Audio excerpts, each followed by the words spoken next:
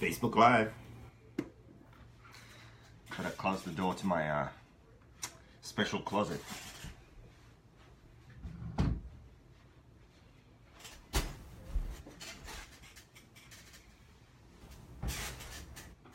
Good, no one on here. I don't need to do it. Keenan is forcing me to do this. My chair is awfully squeaky. What the hell is up with that? Need some WD.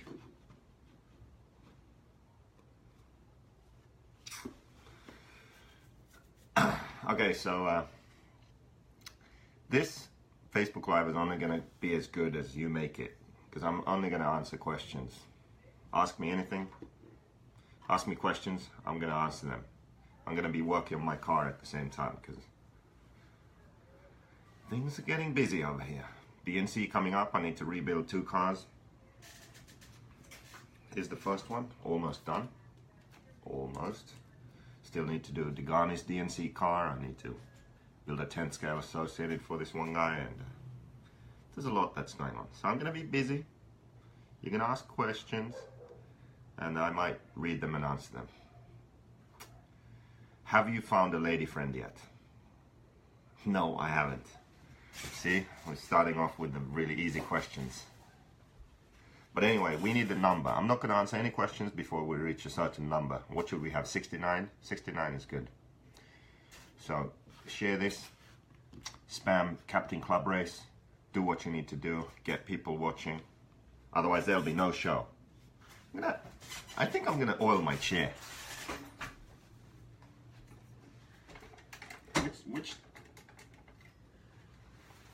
We need to figure this out.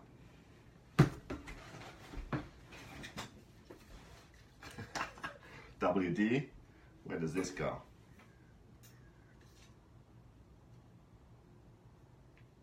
Let's see what's going on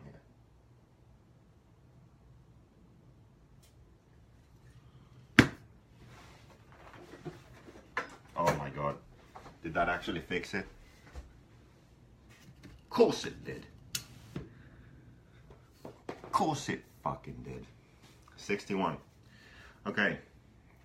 So I'm just gonna keep on rebuilding them because don't have enough people. Not enough people. So can't reply to any questions. Sorry guys.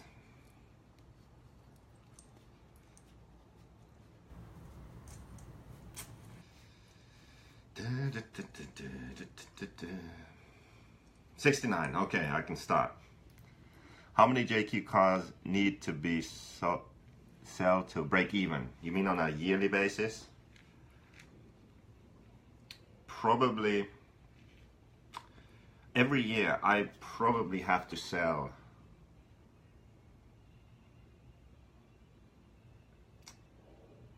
if we have a low budget,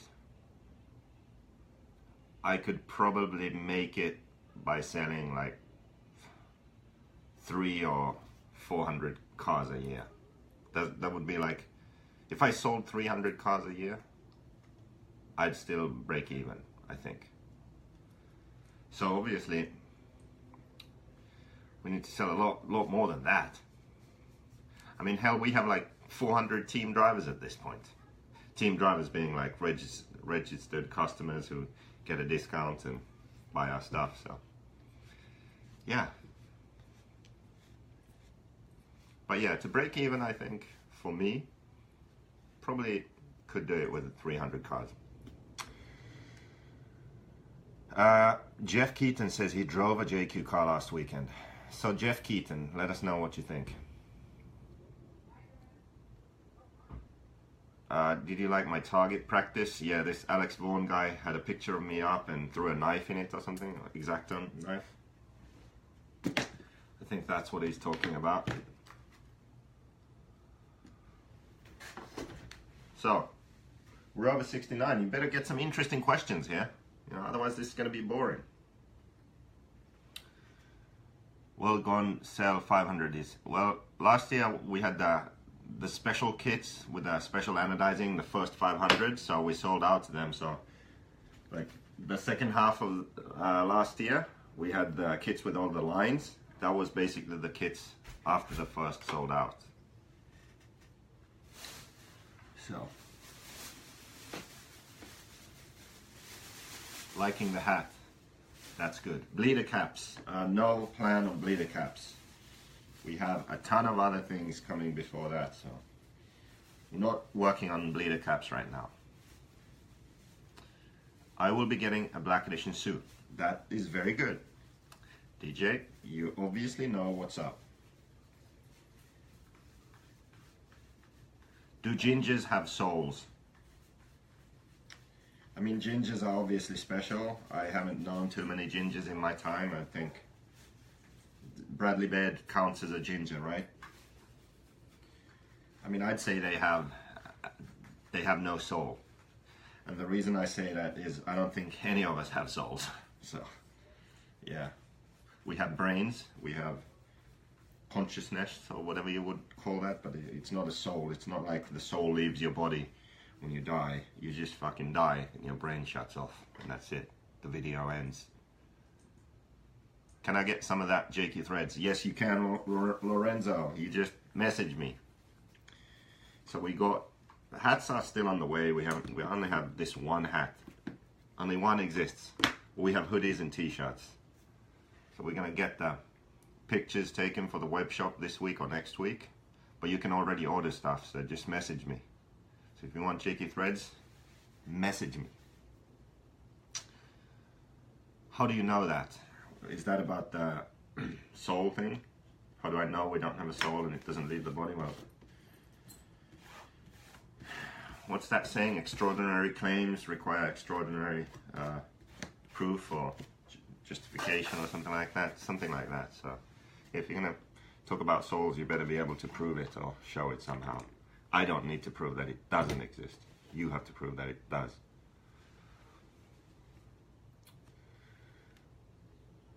Is my phone plugged in? Yes, it is.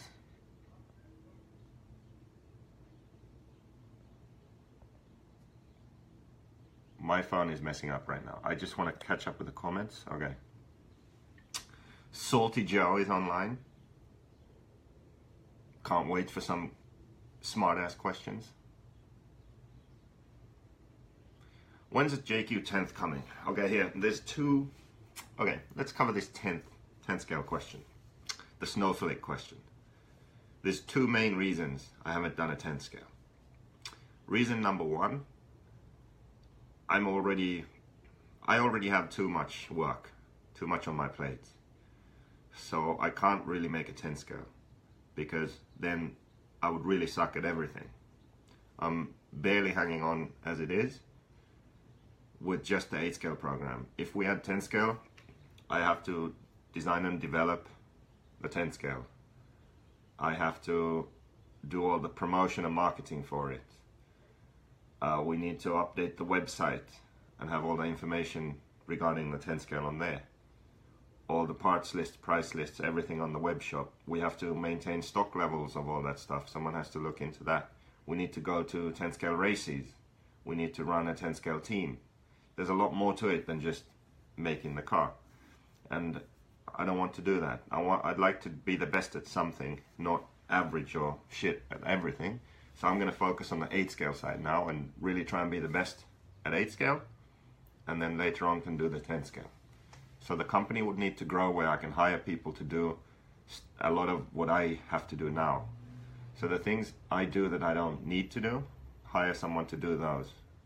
Free up more of my time to do the stuff where I can be the most valuable. So the design, development, marketing, racing, that kind of stuff. So that's the one reason why I'm not doing the 10 scale now. The second reason is my goal for JQ Racing is to hire one of the top guys next year. So after the Worlds, a lot of the drivers' contracts are up. Now, if you look at someone like Mayfield, for example, he drives for Mugen in 8 scale and Yokomo in 10 scale. So that means for Mugen, he isn't such an expensive driver. They don't need to pay him thousands of dollars a month just to race for them, because he only races 8 scale for them. He races 10 scale for another company. So if I only have 8 scale cars, my options for signing drivers are better. I can get one of the top guys and he can have a deal with a separate 10 scale company, and it's not going to cost me that much to get that driver. So if my car is good, the deal is good for the driver, then I might be able to sign someone really good next year. If I had a 10 scale, I don't think that would be possible. So that's another reason I kind of didn't do the 10 scale yet.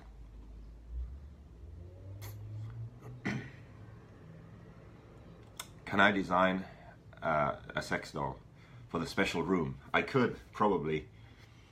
I don't know if it would look very good if I did it in CAD. Maybe I would need to outsource that project, you know, to someone who could do a better job at it. Maybe some, like, I have some contacts in industrial design, you know, maybe they could do something. But yeah, I could probably do that. Never see you run a Lexan wing. Thoughts on the wings? Lexan wings, pointless, terrible. If you, like, don't run a Lexan wing. Like, don't paint your windows, don't run Lexan wings, don't shorten your servo wires, don't run plastic pinion gears, don't run expert stock. You know, there's a long list of stuff you shouldn't do, okay, in RC, and Lexan wings on 8 scale, that's one of them. Would you hire Frenchie? Who's Frenchie? But I can't even, why is my phone doing this? Oh, someone help. I lost the comments. Oh my god. I think maybe because I'm charging it or something. Like the screen doesn't work anymore. That's happened to me sometimes.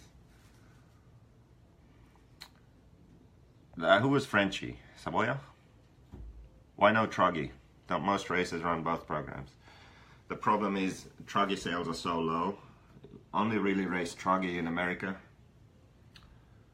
So it's just not been a worthwhile investment. But the one problem we have is some people who actually consider running the JQ car, they don't, because they say, well, I want to run truck too, and then we don't have one, and then they choose something else. So I know that there would be, I mean, we wouldn't really make any money on the truck itself, I think. But having it, we might actually end up selling more buggies.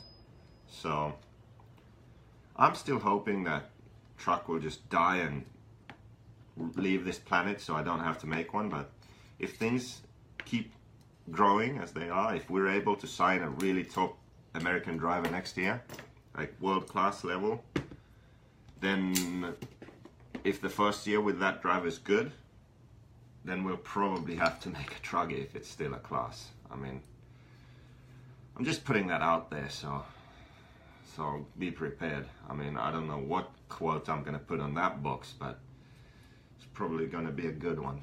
There must be many. So anyway, now I'm gonna have to scroll down and catch up. Why are tires so expensive? Okay, remember that question. What's wrong with shortening servo wires? It's just too snowflakey to do that. Okay, why are tires so expensive? That's a good question. I don't think... Would you still run that clutch? I'm thinking, like, should I change it now or then do it at the track? I own a factory. Fuck it, I'm gonna change it. New shit for practice. Well, tires. See, I actually think, I don't know, we should ask someone who makes tires. I think there's a lot of margin there. I really do. I think tire companies have the right kind of product, consumable. People need it all the time, and for whatever reason they've managed to convince people that they need to pay 50, 60 bucks for a set. I think they make a lot more money than what I do on cars or parts. Their margins are a lot bigger, I think. So I don't know. I think the tires are expensive because people pay those prices. Or actually, I don't know, maybe it's a problem of everyone being sponsored, everyone gets a discount, so retail is super high, majority of races get a discount, so they pay what the retail actually should be. Does that make sense? So if most of the drivers have some sort of deal, they are paying where the retail should be. Their discount is discounted from a super high retail, which is too high, to a price where the retail should normally be. That's what they're paying. So maybe that's the case. But yeah, I do believe that tires are too expensive right now. For 8 scale, probably like, what would be a good price? Like $20 a pair? Like, it's already pretty expensive, but I don't know. I'm sure tires could be like 30 bucks a set, $15 a pair. And I'm sure the companies would still be making money.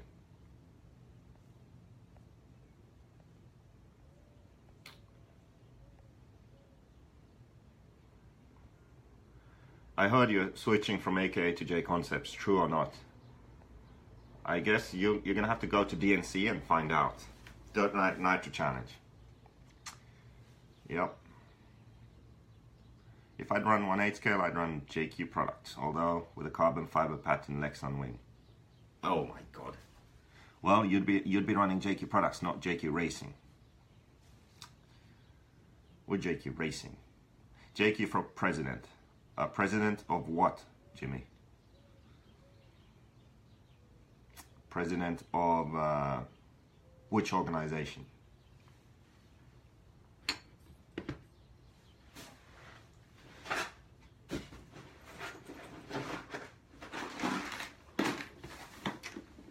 Beer budget for DNC. Paul, that's up to you. You told me you always pay for the beers. So, that's on you, man. Well, you can ask Keenan. Ask Lefty about the beers, the beer budget. But it's probably going to be extensive.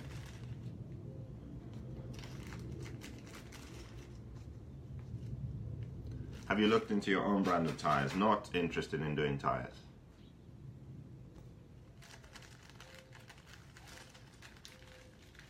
Will Neo Buggy flop this year? I don't think so. I think it will be actually really good. The track and the facility is awesome. I haven't checked the drivers list, but I assume most of the top guys are going. So as long as you get the top guys, then I think the rest will follow. Are you coming to PMB? No. I'm banned from PMB. No, just kidding. I'm not going, but I'm sending a representative. I'm sending Lefty the Great, the Bermudian bastard. He's going to be there. And he's going to represent JQ. Probably better than me. He's a nice guy. Everyone likes him. And he's going to be there helping everyone out. Looks like we're going to have a good team over there. Something like, what, 10, 15 guys from what I've been told. Hopefully that's true. Gonna have, since the East Coast is just blowing up, it's pretty insane actually. You know, because you would have thought that if someone hates me in America, it's the guys on the East Coast, in the South, right? Isn't that what everyone always says? No, it's the fuck opposite. It's true. We're blowing up over there. We're selling more cars over there than anywhere else in the world right now. It's insane. Signing up dealers too, like Beach RC, and the Walkers have parts, races. So it's looking good on the East Coast. So what we're going to do is, we're going to send Keenan, we're going to strap Keenan into the front seat of the van and tape his foot to the gas pedal. And we're going to tell him, just sit here until you're on the East Coast. So he's going to drive the van to the East Coast after DNC. So he's doing this because he's coming to the PMB, so we'll have the van with all the parts and tents and stuff over there. Keenan's going to be there. And then after that, there's the Nationals also over there. Florida, I think. It's going to be there at the Nationals also, so we're going to have a good JQ presence. PMB and Nationals. Keenan's gonna handle that. And then at some point, somehow, he's gonna have to drive the van back. Because when I come back, I don't wanna arrive in California to find that the van is on the East Coast. So that would really suck. So I'm not going personally, but Lefty is going. Yep, with one hand, yeah. Lefty, he's gonna have to manage to put his seatbelt on all alone. I don't know how he'll do that. But as I said, maybe we just strap him in and send him off.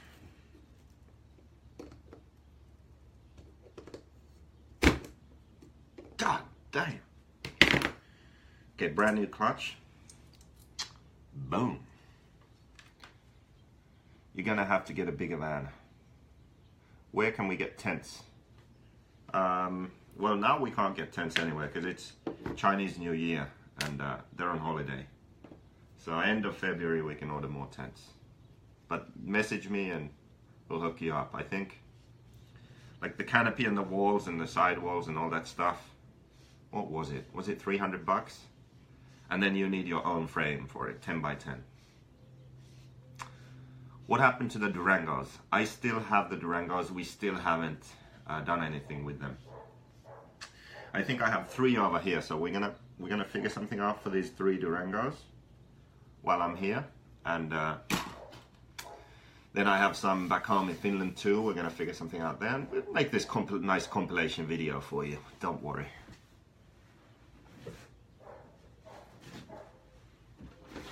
Just things have been really hectic, very busy here, so I haven't had time. I haven't had time to deal with the Durangos.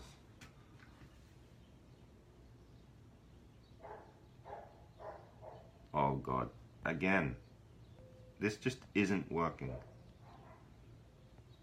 Do you have an extension for him? What the hell are you talking about?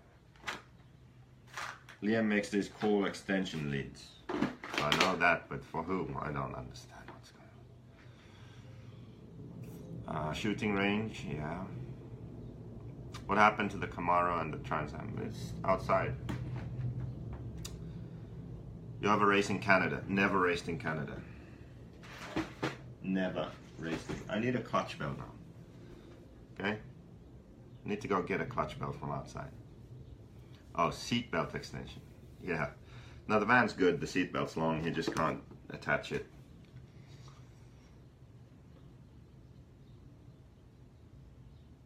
Sick. That's so sick. Yeah, I need a clutch belt. Almost done with this car actually. I'll start on the next one. Ottaville RC. So no questions. Are you people really this lazy? Uninterested? You couldn't come up with any interesting questions? Are you gay curious? What's that? You probably have to be gay curious to know what that even means.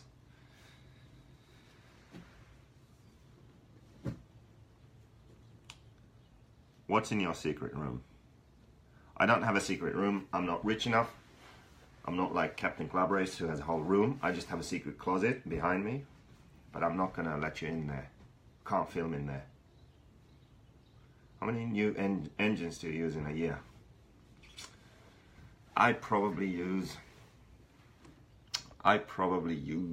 maybe like 6 to 8, I would say.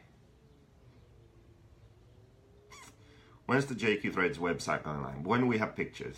This or next week we're getting the pictures taken of the clothing and probably, what should I say?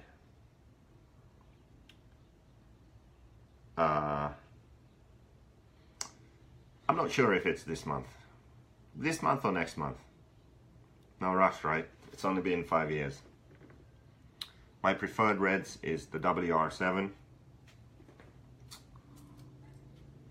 WR7, S manifold, 2143 pipe, 8 or 8.5 Venturi, on-road style, just a normal hole, short neck, 8.0 or 8.5. Very good indeed. Are you working on better grey battery straps that break so easy? No, we're not. they just aren't our normal battery straps. So the latest cars which shipped out had some shitty battery straps, so I just called the factory and asked them what the hell they're doing. So they aren't actually our battery straps, like what we normally have.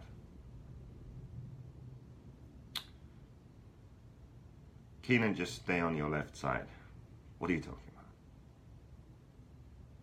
What's the J Concepts tire on the Instagram post the other day? What's with the J? Well, I had a J Concepts tire on my car. Yep, that's true. What's with the new rear shock tower? We have a carbon fiber rear shock tower. It's lightweight. Lightweight, that's the only difference. What if a good setup doesn't feel right? Then it's not a good setup.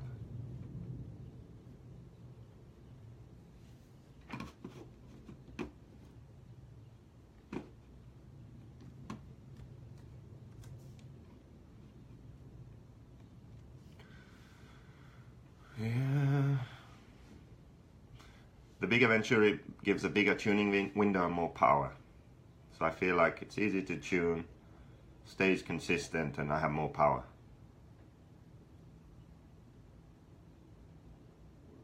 Ten scale, already covered it, and that was pretty much the first thing we did.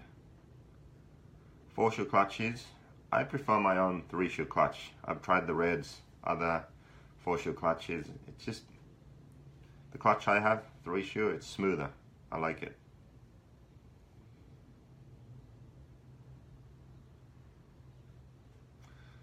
Any more clever questions here? Hey, you can ask anything, and you fucking can't come up with any questions. What's going on? Of all the racers still doing it right now at your level, who do you admire the most? Driving skill, oh my god. Driving skill and professionalism. Who is your low-key hero on the track? Okay, this is a good question. You have to give a lot of respect to Mayfield, Cavalieri, and Tebow. Those three are like the three guys. Any race they can win. Even now, after 10 years or more that they've been on the top. 12, 13, 14 years. I mean, they've been at the top for so long. So those three guys are really special. So them, 8 scale and 10 scale. Other than that, well, Tessman kind of joined that group. He's a bit younger than them, so Tessman is also always up there. European guys, Ronnefalk, Boots, those are the heroes right now. Ongaro is going to be in there.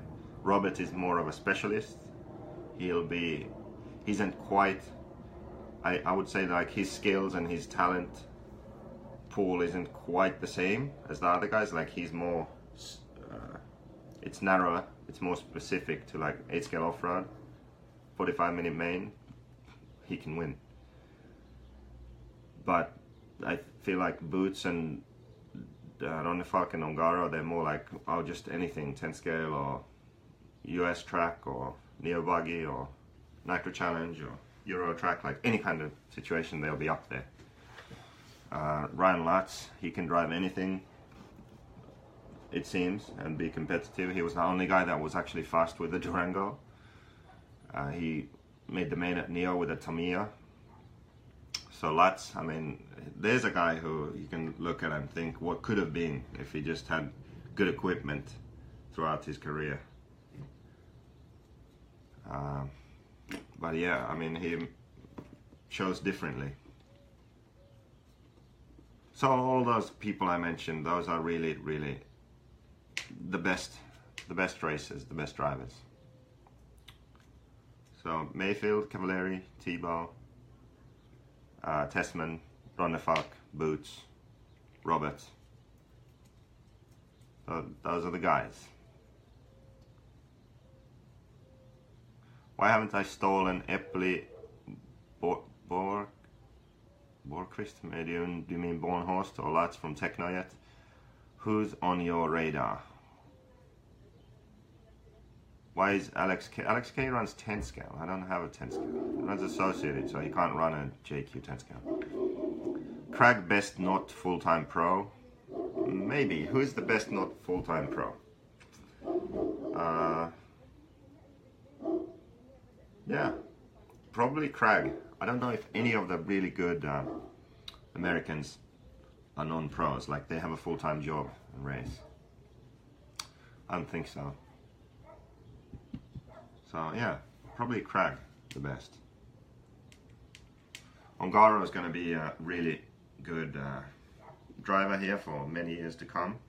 He's probably the guy that's going to be the best out of the Italians that just burst onto the scene. Sankettin, it was Sankettin, Ongaro, Baruffolo,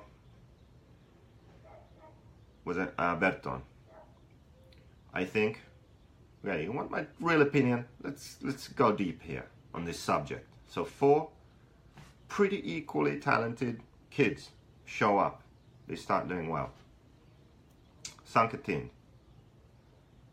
bad mechanical skill, him and his father. Cars falling to pieces, setup's not great, but he's a great driver.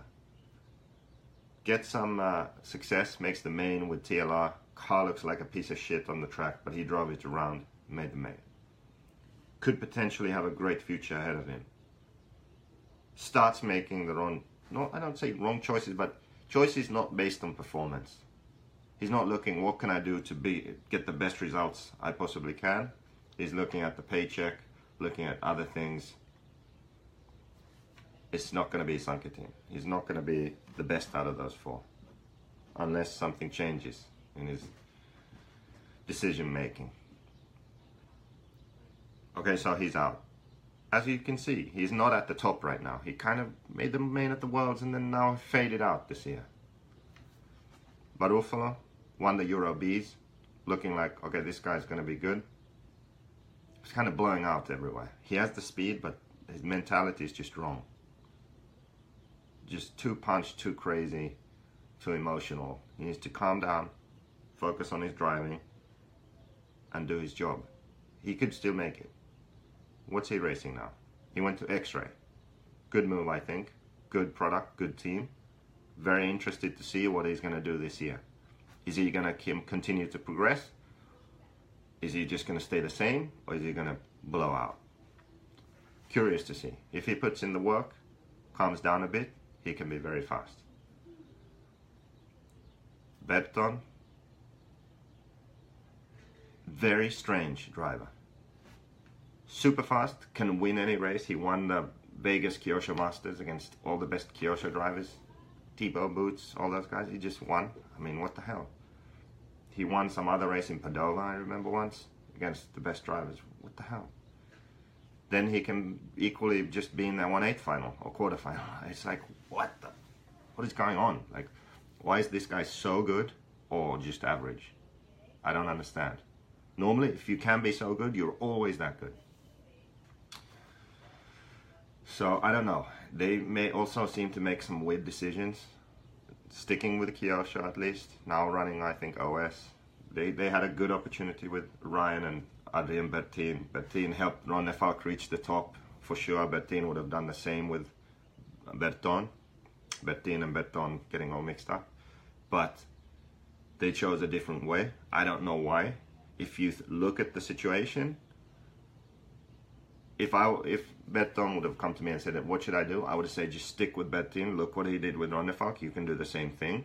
They're going to help you. Just stick with Kyosho, Ryan, Bertin. Do your best. They didn't. I don't know why. I don't have any inside info there. I can only speculate. But they didn't do that. But they're still good. They got Kyosho. They got, I think OS. I can't remember now. Anyway, curious to see what happens. Do they keep progressing, or do they make their own decisions and take their own way and maybe stray off the path? I don't know. Ongaro, best out of the 4 right now. And good team, good people behind him, good mechanical skill, cars stay together, good setups, they listen to people, they take advice, they work on their skills, wrenching, setup, driving. Everything's in place to do well, and you can see the results. As I said, Sankatin, Barufalo, Berton and Ongaro all came on the scene at the same sort of time. And actually,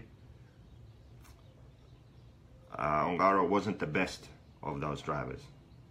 But now he is, because everything around him is right.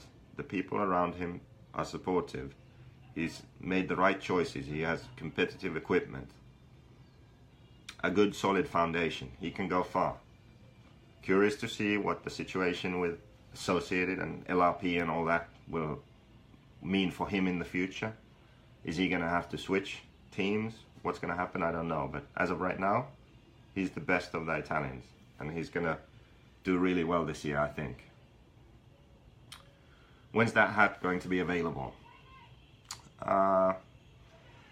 We should have the patches available this month and then just get the hats made. So maybe by the even as soon as by the end of this month, if we're lucky.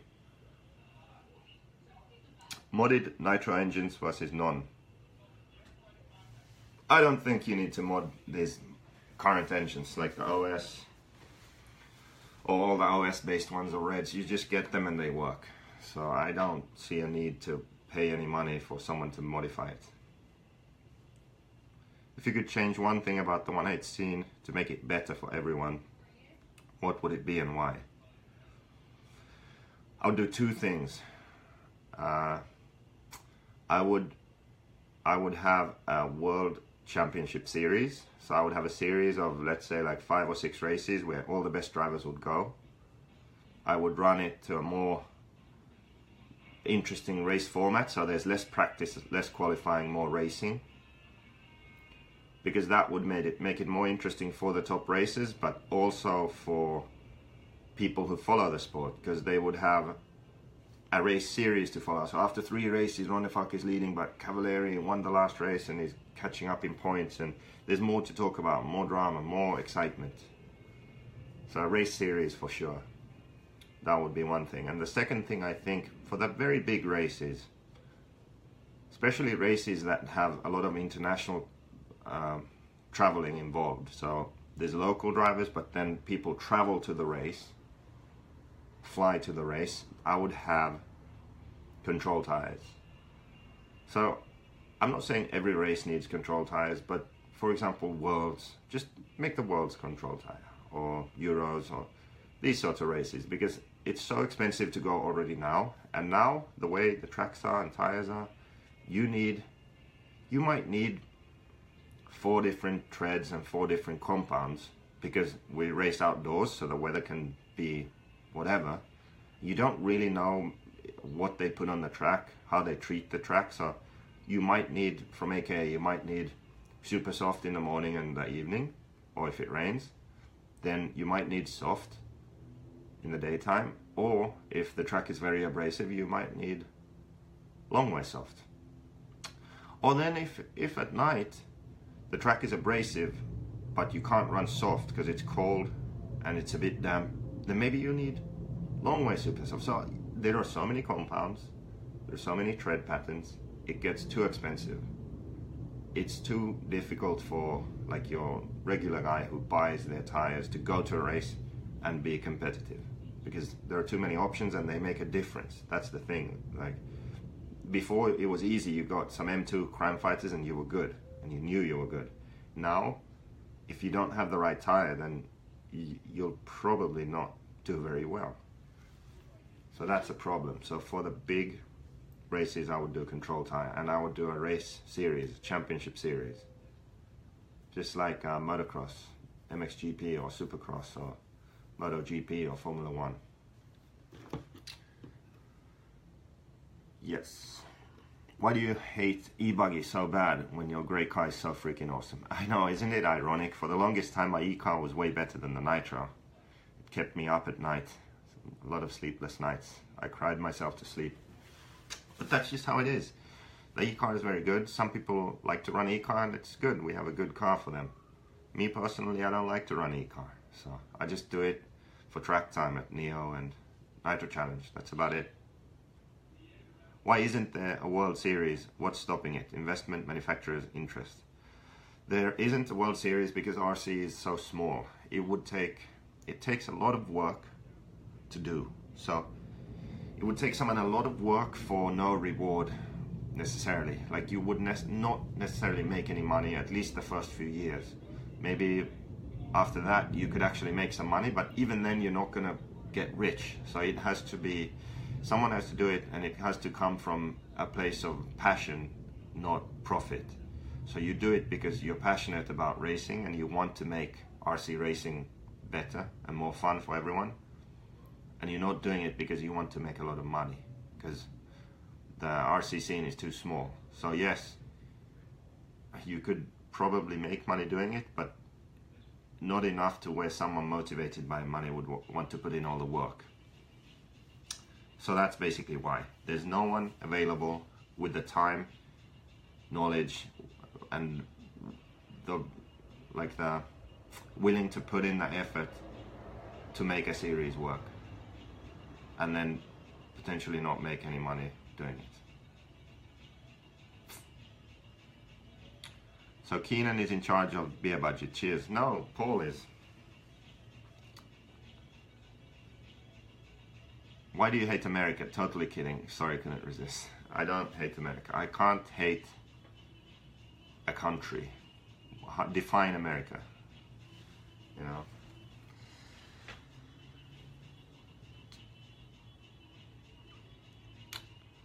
You're gonna get a motor broken by Adam Drake. Yeah, I was thinking of getting my DNC motor broken by him. I mean, he'll probably do a good job. Just put a bit of sand in it and Dremel a few parts inside, but other than that, should be good.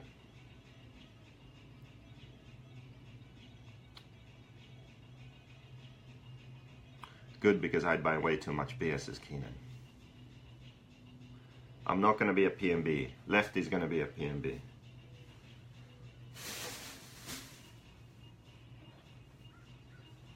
I need to continue wrenching. Keep the questions coming. Get some good questions in here. Okay? Good questions needed.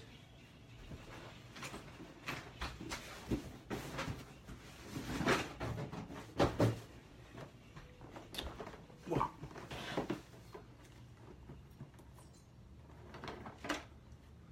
Keep that door closed. Quarantine still seems to be working fine. Yes, it is. Very good. I just lint rolled the floor the other day. Very clean and fresh in my room.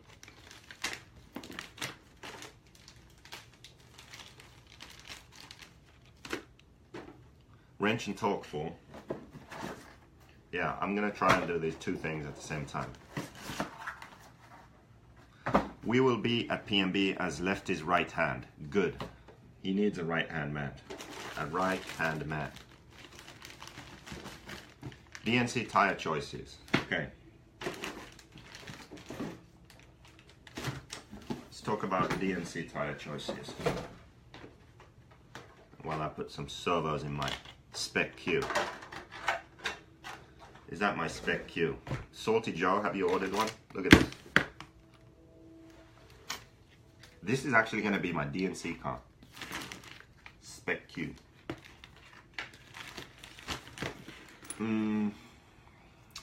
I think if you're going to DNC, you're going to need some super soft and soft gridirons.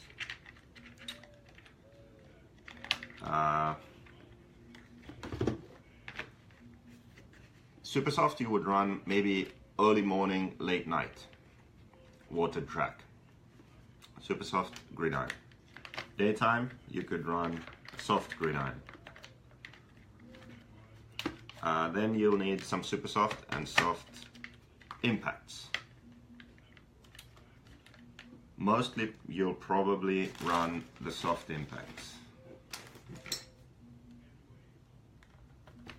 And actually this year I was thinking of getting some long way super soft impacts. So let's say in qualifying you try the gridirons and the impact, you think, okay, impact is easier to drive. So you run soft impacts in qualifying. Then you have a nighttime qualifier maybe you run the super soft impact for the nighttime qualifier. Then for the main, for whatever reason, they don't water the track anymore. Maybe just the edges, kind of grooves up.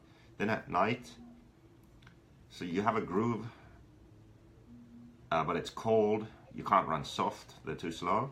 So maybe you would run the long way super soft impact at night. That's what I'm thinking. For J Concepts, I think you would probably run the triple Ds or the Reflex in green or blue compound, right, Keaton?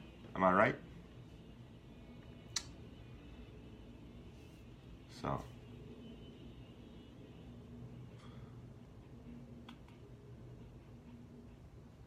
one of my favorite tracks, actually kind of what the Nitro Challenge is, that kind of tracks are my favorite.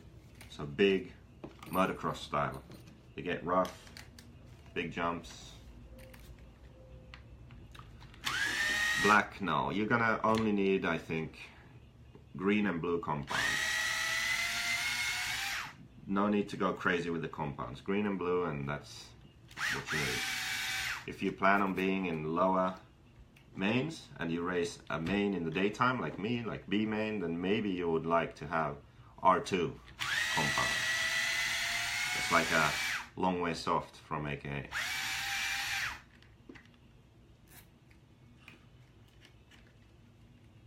So yeah.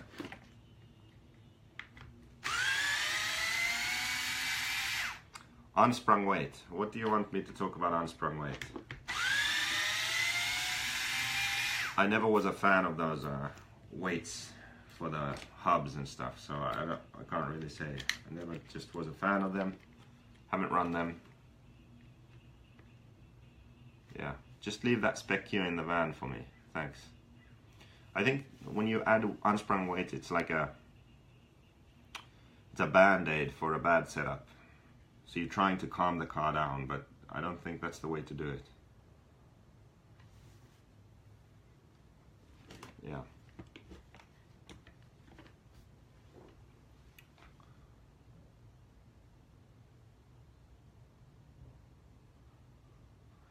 Uh-oh, Lucas might be getting a JQ.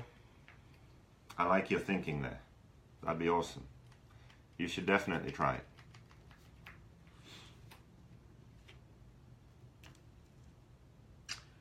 Where'd my other solo go? So, Savox 1272. That's the one we use for Nitro. Being good.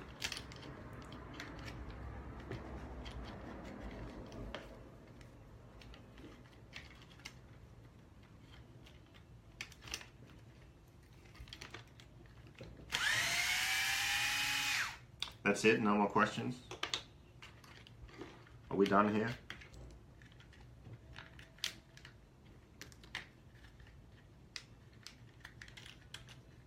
Will you do a team spec kit? So you mean the spec queue with all the option parts? I don't think so. We've run Savox for many years. I was like one of their first car drivers. They came from helicopters and that stuff, and right when they started doing servos for cars, I got sponsored by them, so I just stuck with them since then.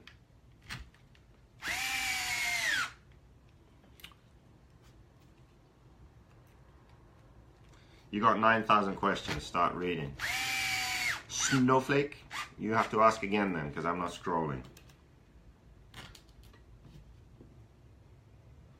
How many different manufacturing plants in China are there for all different cars? Don't they all get built at the same place? No, well, kind of. Like, my car is made by like 50 or so different vendors. See, one company makes gears, the other company makes, like, let's say, like flat CNC stuff. One company makes or does anodizing. Another company does hard anodizing. Another company makes springs and wires, like the wire for the pipe or the spring for the fuel tank lid, shock springs, like any kind of wire thing you have. The brake brake levers, you know, all that stuff, or sway bars. You know, one company does that. Another company makes molds. Another company actually uses the molds and makes the plastic parts. Another company makes the Lexan body. So there's 50 or so different vendors. It's crazy. There's a whole bunch of different companies, right, involved. Well, the way I do it, I just deal with one company that then oversees all the vendors and gathers everything in one place and then packs everything. So that's how I do it. Some companies like Hobao, back in the day, they did almost everything in-house. They even made grub screws. It was crazy. They had the capacity and capability of making most stuff themselves. But I think now, I think it's more spread out now. Most companies use many different vendors in China and Taiwan. And actually, one of the problems has been that when the industry kind of tanked a bit, sales went down. There's two things actually. Well, let's go deep in this subject too. Manufacturing, behind the scenes, manufacturing in RC. I'm not reading any questions, by the way, so you might want to wait. So there was two things happened. One thing was that sales went down. You know, all know Hobbico struggled. Hobbico's a big company, so they didn't sell as much as before. Then they were struggling to pay their vendors, so some vendors didn't get paid, and other companies too. I mean, so sales go down, smaller orders for the manufacturers. Then the brands can't pay their vendors, so they owe money to the manufacturers. Then the manufacturers have the problem of smaller orders and they're not getting paid, and they're owed money. A lot of them close down. At the same time, the Chinese government China is developing, just like Europe and America developed, so there's more regulations coming in. They're starting to actually care about the environment and make sure that things are done properly and legally. So they actually check on anodizing companies, for example, that, hey, these poisonous things, you can't just do it this way, you have to do it that way. And so they're coming up with all these regulations you have to follow, and it's more expensive and it's harder to do stuff.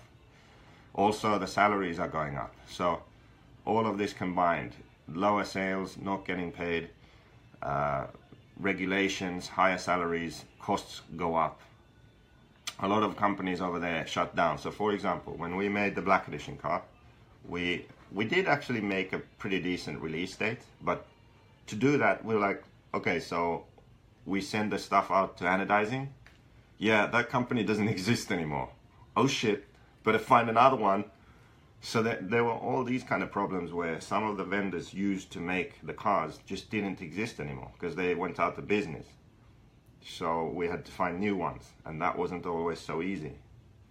And if you know anything about manufacturing, it's a relationship. So you do something the first time, and then you improve on it the next time, and you keep improving, and you learn to know what is required on both sides. So then when you have to find a new one, it's difficult because again, you don't exactly know what you're going to get. So yeah, those are some of the challenges that go into manufacturing when you do it overseas. But it's the same for all the brands.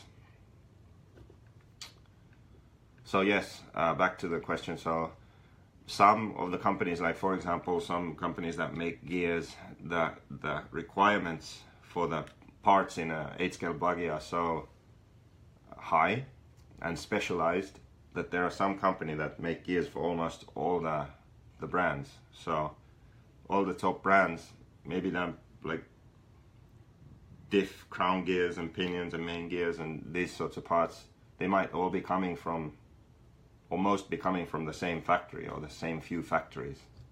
So there's a lot of crossover there.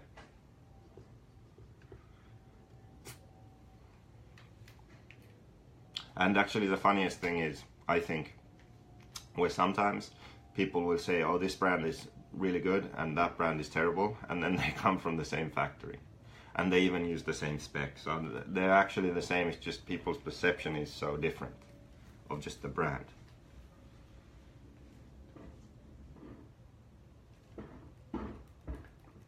Yeah, so the thermal paper market has been crippled by China now regulating the coating chemicals. Yes. Regulations coming in, higher salaries, everything's more expensive. We're going to see some changes here in the RC market. First one being direct sales to maintain margins, and then prices are going to go up at some point. They just have to. I was just wondering why my AE car came with JQ diff gears. I think they just look the same. Maybe do you mean that AE new gears they upgraded to JQ gears? Your hat is the new hotness. Yes, it is. Now, where are my servo screws?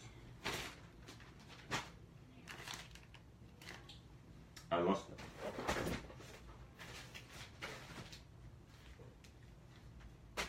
How did I lose my servo screws?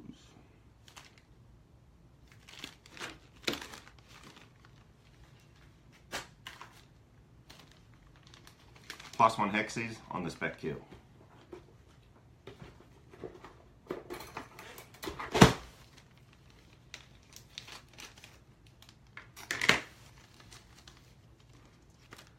Is there going to be an update to the e-buggy conversion? Yeah, see, it's a gray edition now. It's between the white and the black. So when the e-buggy becomes the black edition, that's going to be new chassis and motor mount and all that stuff.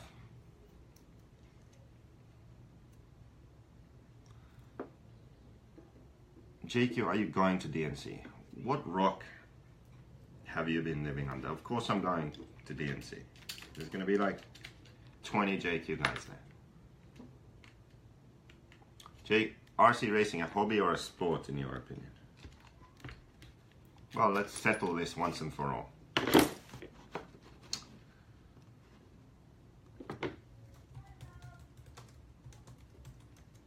Definition of sport.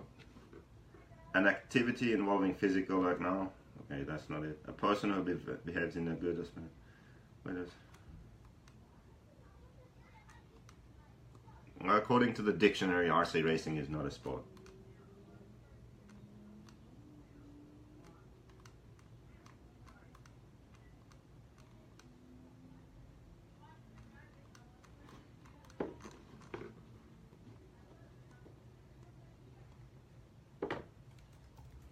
What if it's not physical? It's a competition, it's not physical, and it's not a hobby. What's that? RC racing is definitely mostly a hobby, but is it Mayfield's hobby? No. Is it my hobby at this point? No. So what? So I guess it's a sport. It's a sport for some, hobby for most. I think that definition of sport is a bit lacking.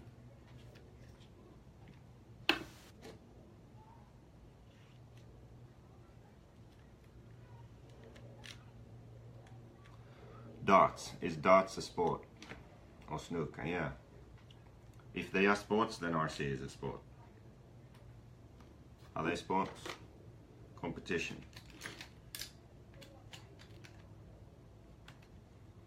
I don't know. Who cares?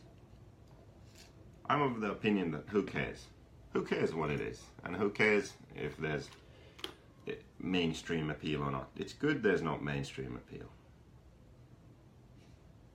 It's good it's not on TV. We wouldn't want that. That would just spoil it for everyone, I think. Except for the top guys who could get paid more.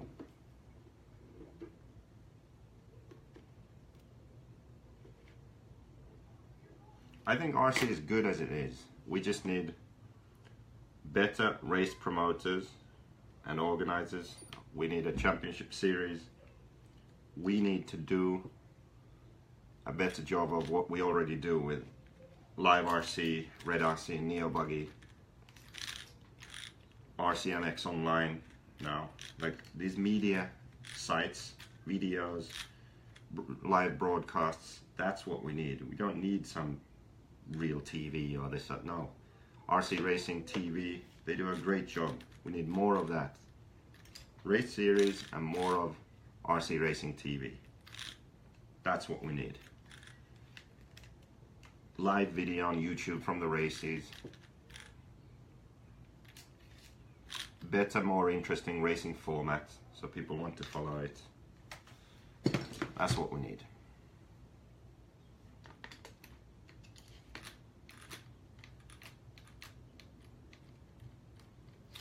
You would have your Lambo if it wasn't TV. Well, yeah, maybe. I still don't want it to be on TV though.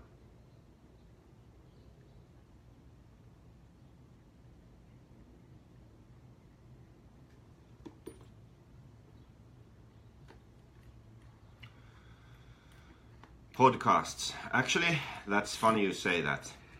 Podcasts like Pulp MX would be awesome as well. So I have a friend in Sweden. I think I spoke about this already. Daniel Persson. He wanted me to do a podcast because I wrote the blog for a year, and he was like, "Dude, you have to make video. You have to do this. You have to." Fuck that. I'm not gonna do it. Finally, I'm like, okay, I'll do Facebook Live. It's easy enough. So I'll do Facebook Live. And then he's like, "No, you have to do a podcast." Oh, fuck. No way. I'm not doing it. So then, I don't know what happened here, but my Hexpin is like locked in.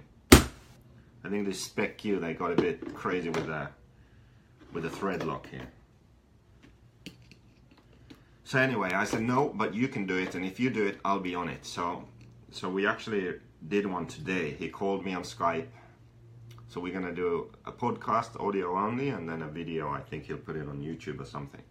So he called me and we chatted for a bit, and then we also added David Ronnefalk to the conversation. So it was the three of us over Skype talking about crap, and that's the first episode of his podcast. So I'm sure we'll improve from there, but yeah.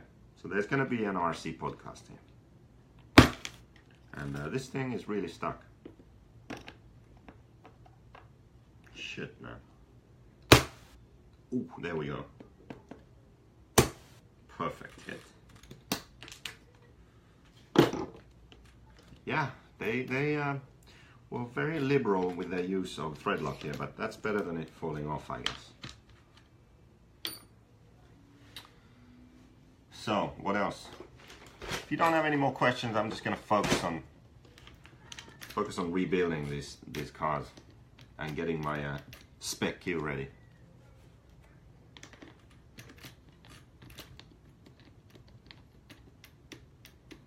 Talk about universals and why we use them. Okay, so but two different kinds of universals here.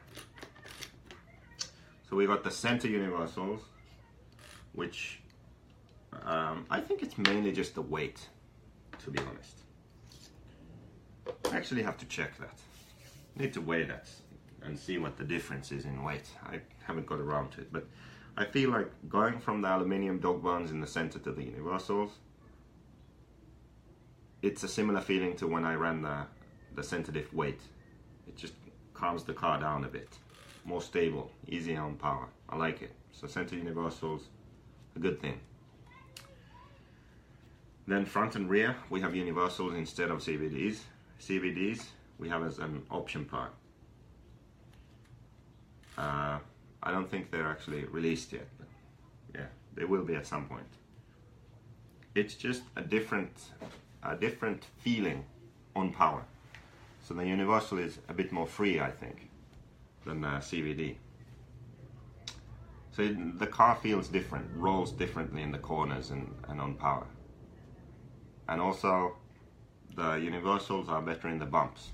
So the CVDs bind up the suspension more. It feels like the car has a bit more traction on low grip tracks, but then in the bumps it's not as good.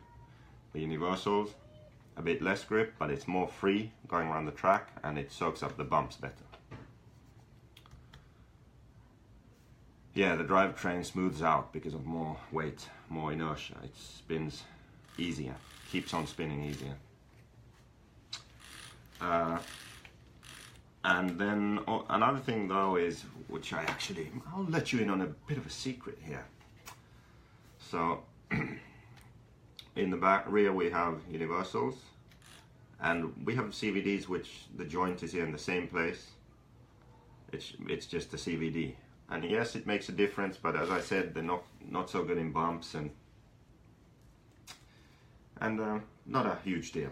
But then if you have a CVD and you move this joint into the bearing here, like the Mugen has or hot bodies have, then it's different, because you're moving the friction point further out, and that's something I tried also, and that was pretty good. It's just smoothed out the car a lot to have the joint so far out inside the bearing. So that's something we'll look into in the future, if we'll make an optional CVD for the rear. Maybe if we make a new hub in the future, we can make that an option where you can run the universal, or then you can run the CVD with the joint inside the inner bearing.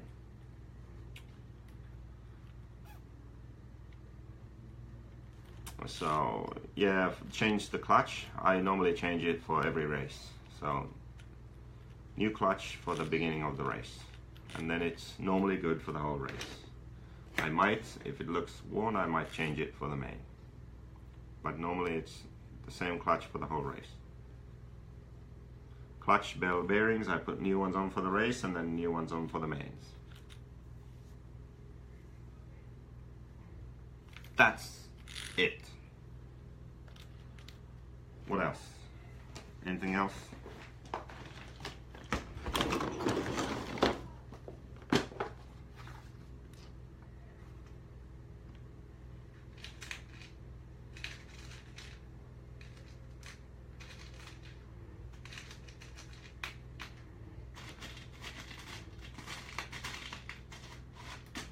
Where are all my black countersunk washers?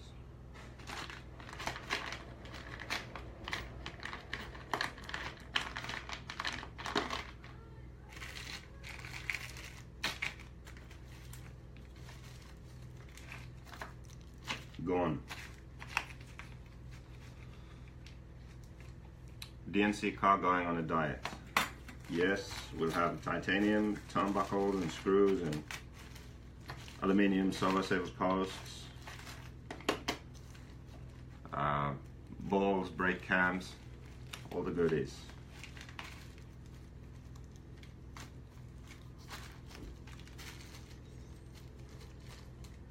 I have M4 washers. I don't need that.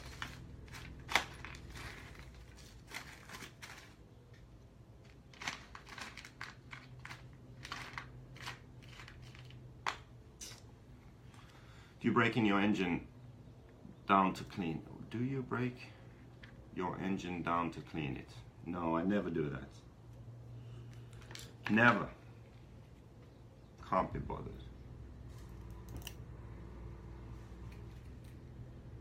I never clean the engine inside. I don't know. Should I? I don't know. But I don't.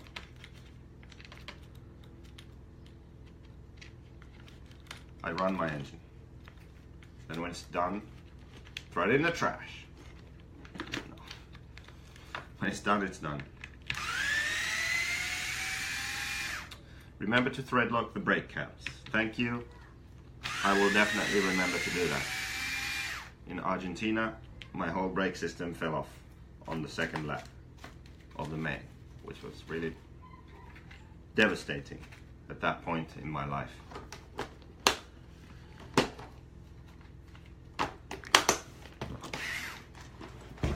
I feel like I've been back in America for a month and I'm like gaining weight again.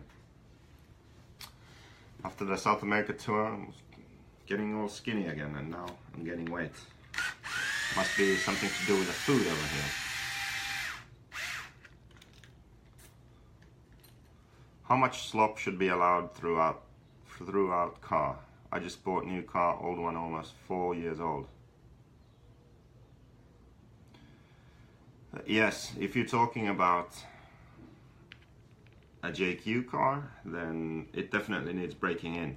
When it's brand new, all the drive shafts and out drives, they don't generate as much friction as needed. And also I feel like all the plastic parts need a bit of play in them to really work good. So you have to run it maybe like quarter of a gallon at least until it breaks in, and then you'll just start getting more and more grip from the car. So even you don't need to change anything, just run it and it will start generating more traction. So yeah, the JQ car, the black edition, needs breaking in. All this sitting on your ass doing videos. Yep. But hey, tomorrow I'm going to the track, so I need to finish this wrenching.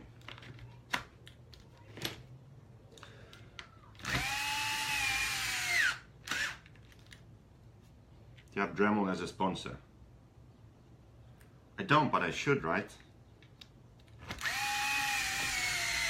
They should be my #1 sponsor.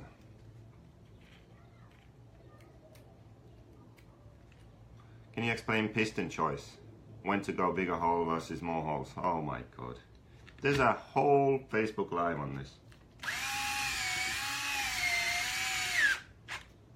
Let's do a very, very quick answer. And then after that, you go and find the Facebook Live where we talk about shocks and pistons. The very quick answer is for 8 scale off-road, what you need is a 7-hole piston. 7, 1.2, 1.25, 1.3, 1.35, 1.4. Those pistons will work in any car, any track. Like say 1.25 front, 1.35 rear. Probably going to work in every car. If you need a bit more pack, so you feel when you land, the chassis slaps, car feels soft, then you go to a smaller piston, so 1.2, 1.3, 1.2 front, 1.3 rear. If you feel like the car's a bit stiff, like suspension is soft, but it just acts stiff on the track, then you go to a bigger hole piston. So 1.3 front, 1.4 rear maybe. If you had a 1.25, 1.35, you go to 1.3, 1.4. So bigger holes, you'll have more traction, the car will feel softer on the track, but it doesn't land as well. It will bottom out. Smaller holes, the opposite. So less traction, the car will feel more stiff on the track, but it lands better, doesn't chassis slap. With less holes, normally what happens is it's hard to find the balance. Either the car will feel stiff on the track but land well, or soft on the track, or good, like soft and good on the track, but it won't land anymore. It won't have enough pack. So you add more holes, and when you add more holes, then you can get the suspension to feel soft and plush on the track, but it will still land well. And for 8 scale, the hole sizes that typically work are between 1.2 and 1.5. That's typically the best hole sizes to use. Battery Dremel, because sometimes you're in the middle of the field and you have no power. Then again, the battery's always dead, so you can't really win. You cannot win. Tyler Henderson, what have you been up to? Any good farts lately?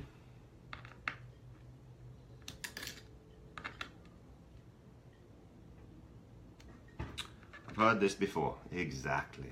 We've talked about pistons so many times. Here's the deal. There's no magic piston. The best guy is going to win. And it's going to be easier for him if he has a 7-hole piston. So just put some 7-hole pistons. We verified that this works in Kyosho's, in Associateds. Pretty much any car. Just from whatever you're running, just go to the 7-hole piston. It's going to more than likely improve. I put a lot of hours on this piston testing, and yeah, 7-hole is the way to go. JQ, you'll be signing a top driver in 2018. No, this is already 2018. But we covered this in this very Facebook Live. Next year I'm going to sign someone. Next year I'm going to sign a top guy. That's the goal. I want to sign one of the big boys. One of the best drivers in the world. I want one of the best drivers in the world to run a JQ. and prove to all you especially to all the motherfuckers out there, all the haters, prove to them that the car is really good and capable. So that's what I want to do.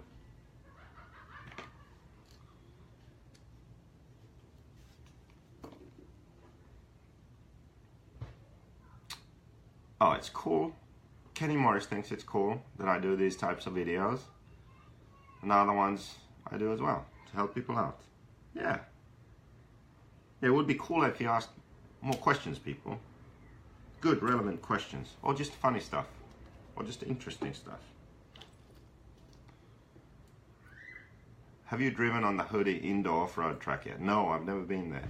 I'd like to go.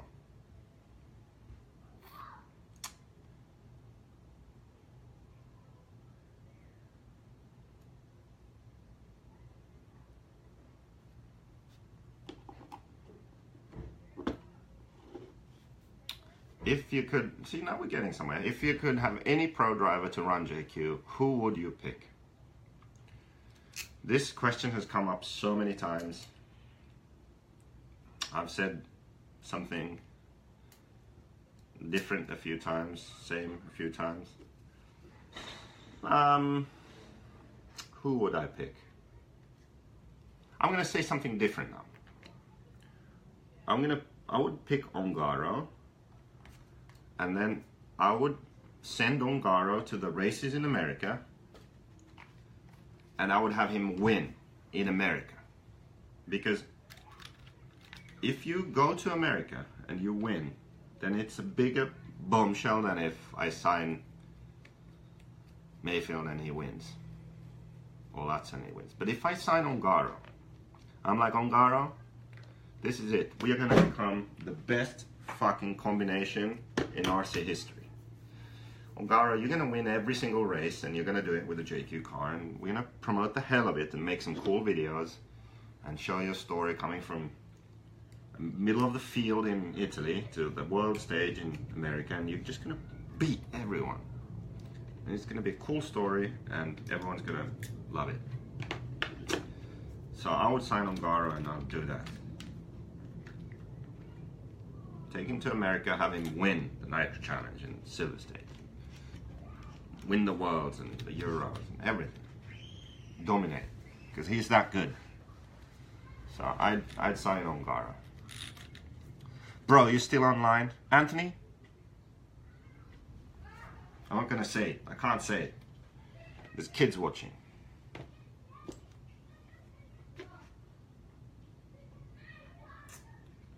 I'm confused. I'm confused. I don't know what I'm doing. But if my DNC car falls apart, now we know why. Because I was building it while I was on Facebook Live. Cool story, bro. You like my Ongaro story? It's gonna happen. Yeah, maybe I'll just sign Ongaro. LRP bankrupt. What's he gonna do now? Wasn't he like signed with LRP and getting stuff, associated stuff through LRP also? Can you really see Ongaro leaving Associated? No, well, I can see Associated not being willing to pay him anymore or something like that. Like, not like he chooses to leave, but more like the circumstances dictate what happens. I could see something like that happening.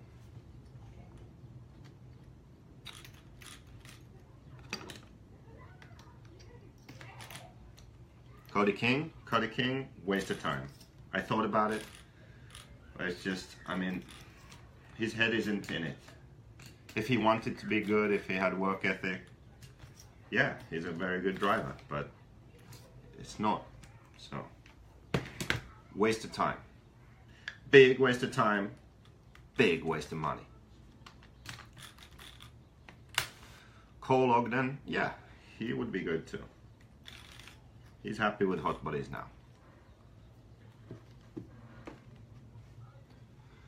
What's the Nürburgring lap time in a JQ car? I have no clue. I don't give a shit. I don't like on-road racing. on road. You should sign Captain Club Race. Actually, I did try to sign Captain Club Race. I gave him the best deal ever in the history of RC, but he said no. He went the safe way with Mugen. Safe way to where he could potentially be fired one day, and then it wouldn't be safe. So it's just saying, you know, there's safe, and then it's like Jim Carrey actually had. The best thing Jim Carrey has said, I can't remember it word for word, but it goes something like this. He was saying, like, my dad wanted to do whatever it was, but he didn't follow his dream because he wanted to be safe, have a safe life for him and his family, and he played it safe, so he was an accountant or whatever. And whatever happened, like, he had his own company, or I don't think he wanted to be more safe than that. He worked for someone and he was fired. So anyway, the point of the story is he didn't follow his dreams, he played it safe, and he failed at playing it safe.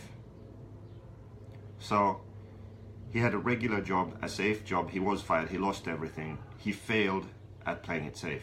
So Jim Carrey was like, if you can fail when you're not doing what you want and playing it safe, then you should just fucking go for it. Go for what you want to do. And then if you fail, well, hell, you could have failed cleaning the toilets in McDonald's, you know, so yeah, just go for it. But yeah, Captain Club Race didn't go for it. He played it safe. But it's okay.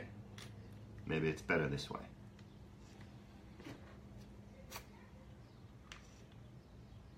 Farm the talent that would bleed for you. Yeah. That's what we're doing right now. It's just that, I'm sorry, Belotti, you're not Mayfield. Let's face it. I have to be honest. Self-awareness. Self-awareness is key. You have to know where you are. How good are you? What are you really good at? What are you not good at? Work on the things that you're not good at. Work on the things that you're good at. Evaluate yourself compared to others. In some situations, maybe you should focus, actually not focus on your weaknesses, focus on what you're really good at. Because that's your only chance, like be fucking best at that one thing. Forget about the other stuff. Farm the talent that would wank for you. So Tyler Henderson wants to be farmed. But does he have talent? I don't know.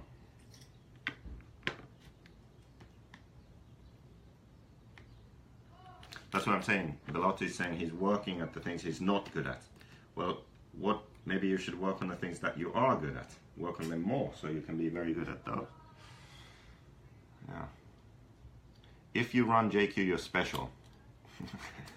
Yeah. Not in that way. Not special in that. Well, I don't know. Maybe you're special in that way too. Do you still remember how to speak Finnish? I think I spoke Finnish with someone here a while ago, and it was really weird.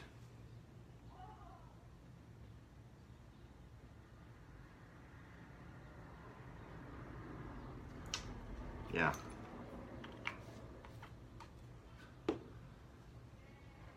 So, yeah. Whatever I just said. You know what? Both rear hubs, they've really managed to put a lot of Loctite here. It's crazy.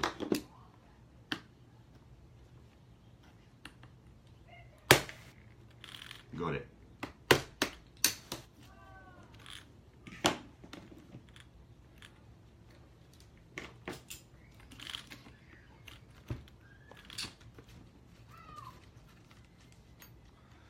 Where do you see yourself in 5 years' time personally?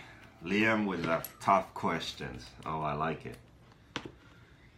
Is that a JQ t-shirt? It sure is. JQ Threads. Also the hat. See that? JQ Threads. JQ Threads. Check us out on Instagram. At JQ Threads. JQTHREADS. JQ Threads. Check that out. Follow us. No, I'm not dodging the question. I'm going to answer it. I'll answer every question I see. So in 5 years, I'll be like 40 plus.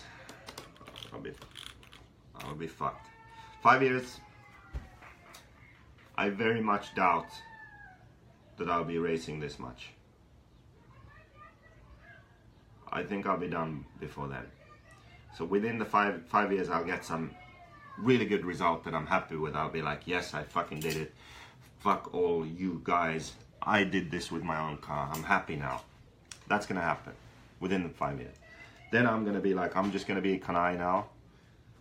I'm gonna have super fast JQ kids winning races, and I'm gonna support them. I'm not gonna really care about my own results anymore, so I'm not putting the time in there. More so developing the car, helping younger drivers achieve their goals in racing. So there's kind of less wrenching, less preparing, less practicing for personal gain. More testing and supporting. So that's that side of it. The company, I think, will be in a much better place. So I will have staff doing the stuff that I don't want to do, that I don't really enjoy, but I have to do. Maybe I could, I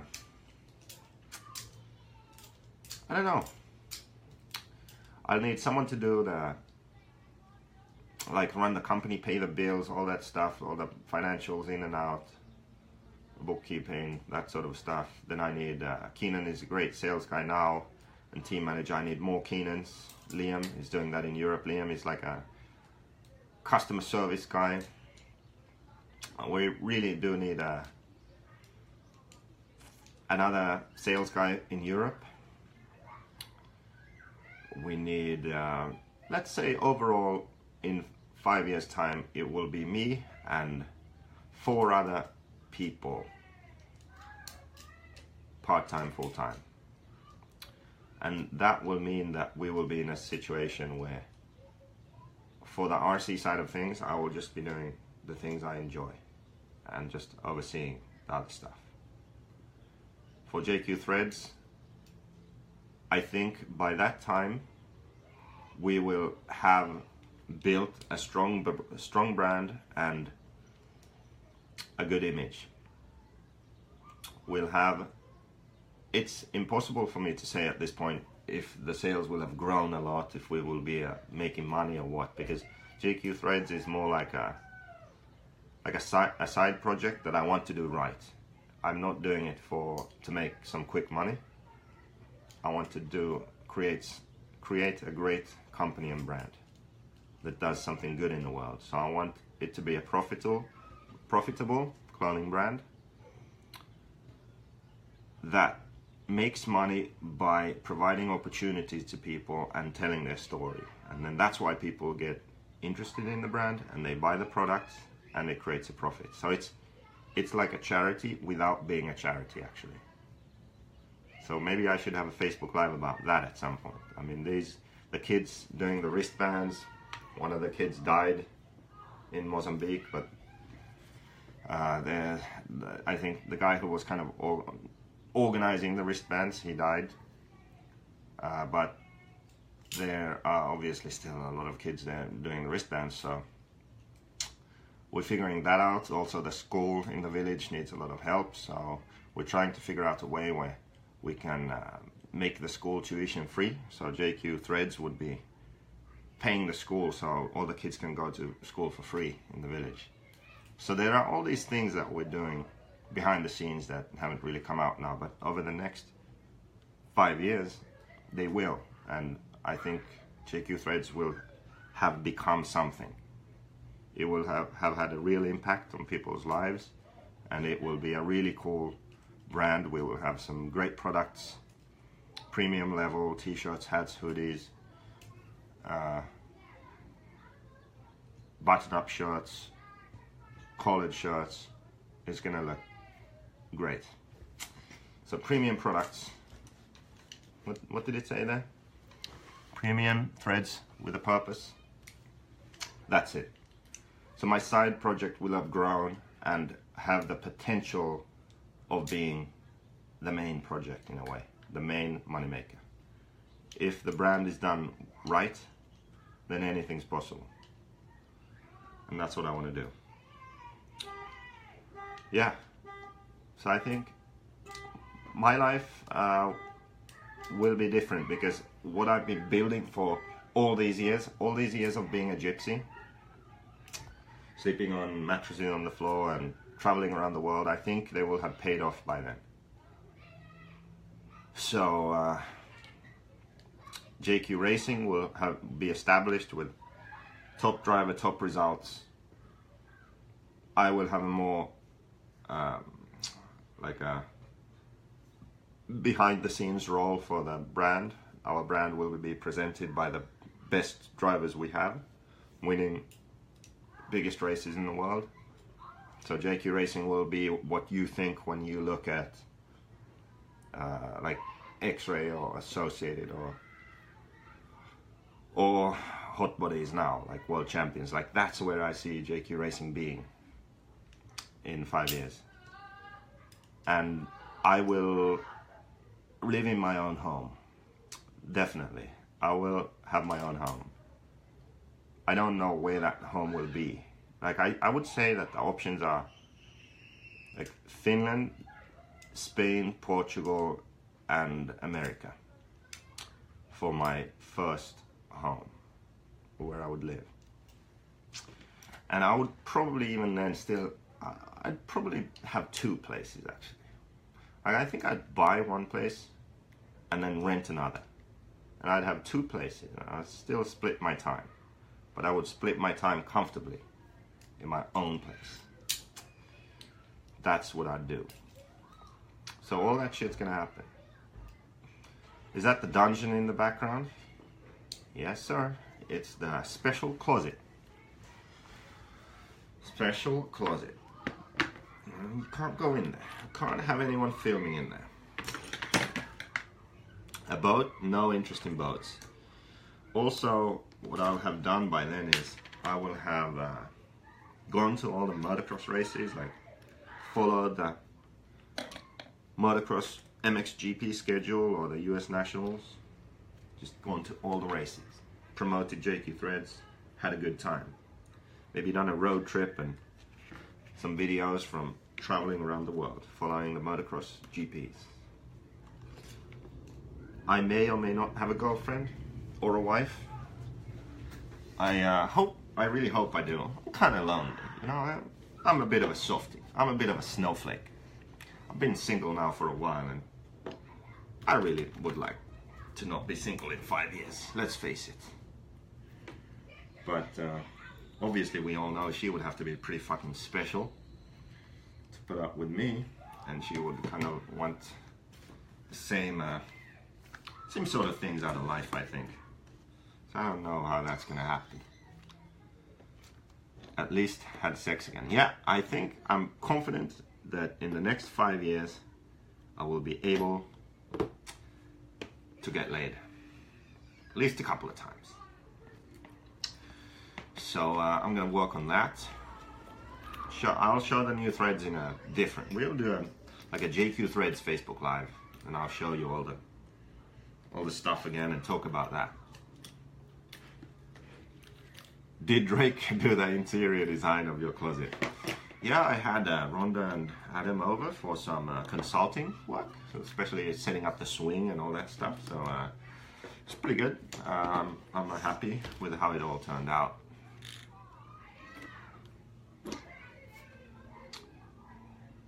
There was a girl that wanted you the other night. What call was that, Jay? What fucking universe do you live in? Wow, they have, you know, I was worried about the spec cues. I was worried about everything falling apart. And we even did we did thread lock tests. Like, we had a ton of different thread locks, and we would use it on some screws, and we'd set them all up.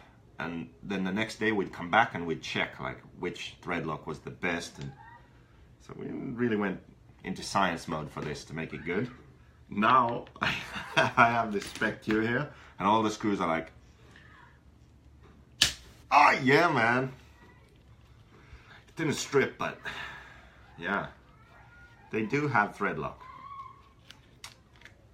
See, I got it out. It's good. I don't think we'll have too many pieces falling off here. There was a girl at Full Brawl. Okay, I'm gonna tell this story. Can I tell this story? I'm gonna tell this story. So after the Full Brawl, we go out, and it's a Sunday, so we don't expect much action.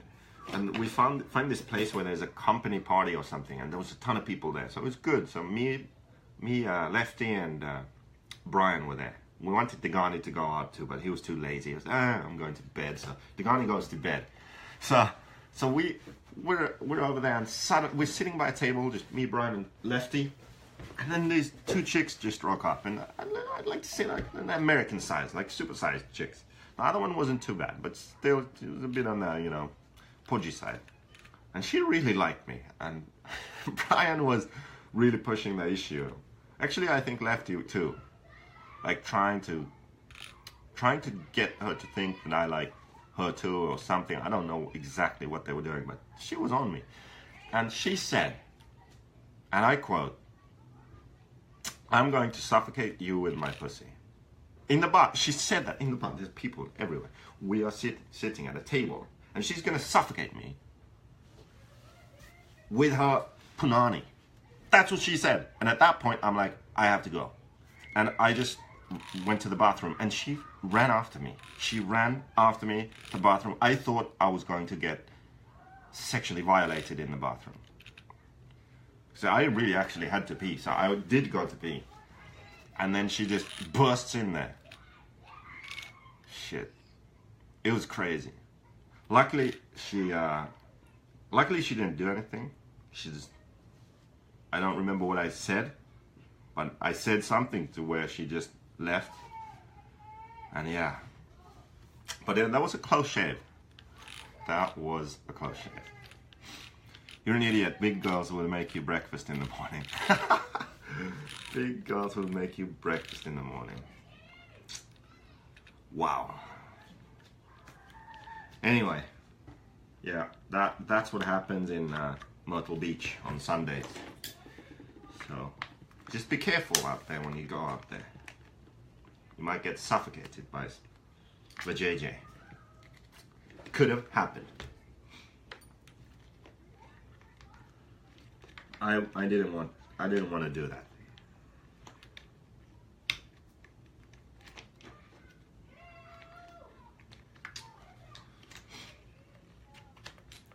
What, you're not a heavy equipment operator? Nah. Not at this point. She would have ate him for breakfast. Yeah, she probably would have chopped me up and had me for breakfast with her eggs. At this point, you're not about to pack up and go back to Finland. Dude. I don't know what's going on with my nuts, to be honest. No, Jakey only makes love to women. Exactly. I don't like, can I say that? I don't like really fucking or. It's not really my thing. I said I was a softie. I'm a snowflake. I like to make love. Lefty always laughs at me. He's like, you're such an idiot. Eh? And then I'm like, yeah, but girls like it. And then it's like, what girls? Girls like it. Yeah, what girls? Show me. Talk to me when you had some action. That's what he says. This Bermudian bastard. I stick by what I say.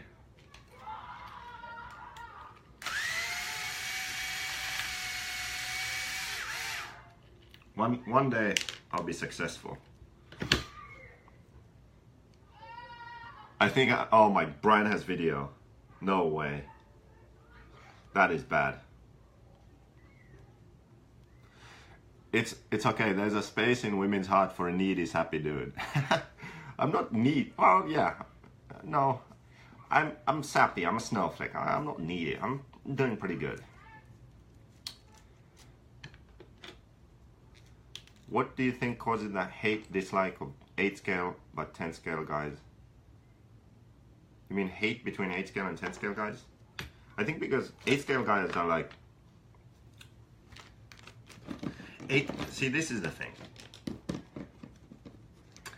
I'm a bit of a mixed guy. See, I think I'm snowflake fluid. I think 8 scale guys are more like men, real men.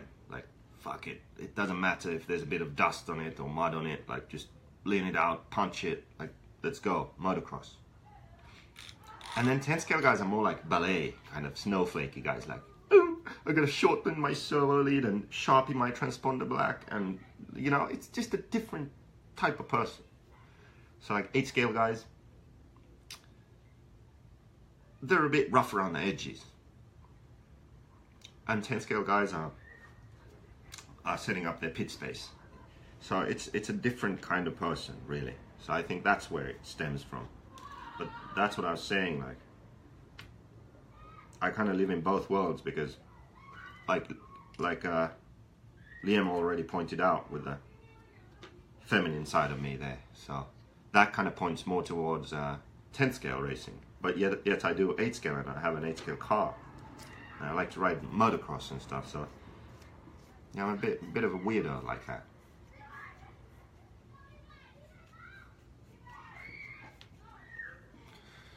Your car made this no talent hack look good at GRC. That's good. I'm glad my car was able to do that for you.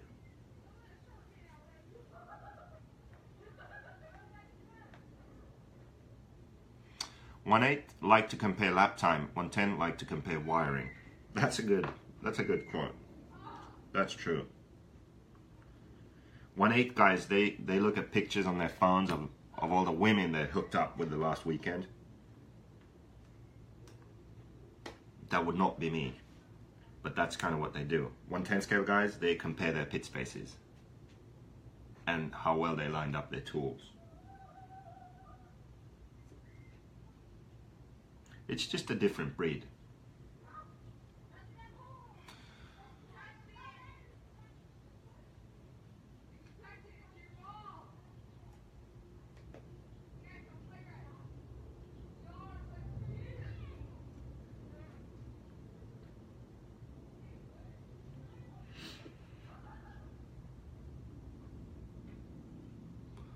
If you want to have an answer for the 10 scale, JQ 10 scale, you have to look back to the beginning of this video. We covered it.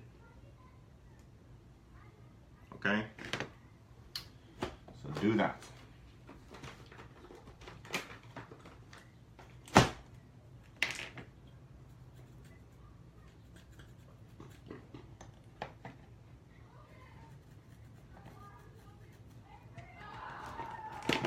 Only had a prototype CNC servo saver top, so it's gonna have to be silver now. That kind of sucks, but it is what it is.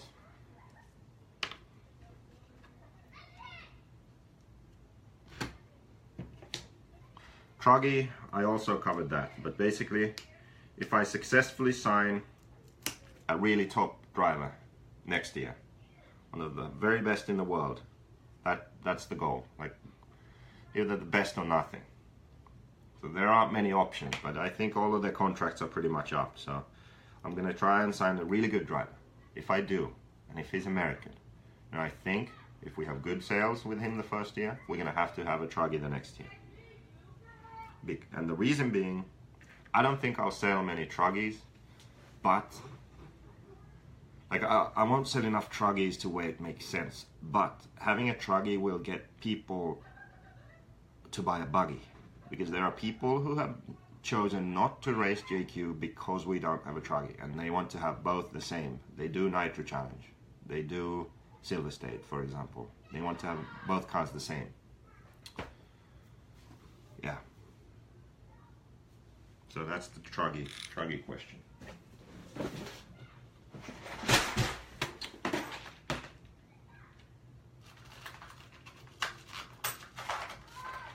Where did I put my servo saver posts? I know I have lightweight posts somewhere.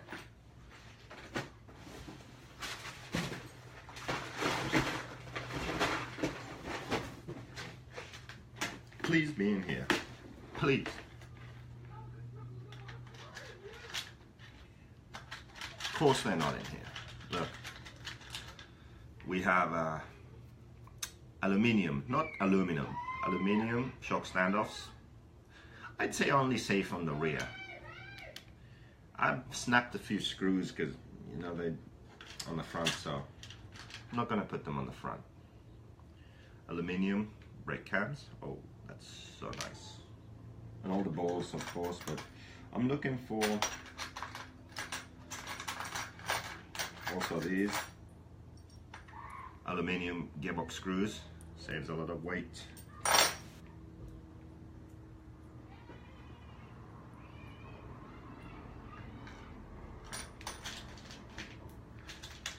And all the balls, sway bar balls, upper link balls.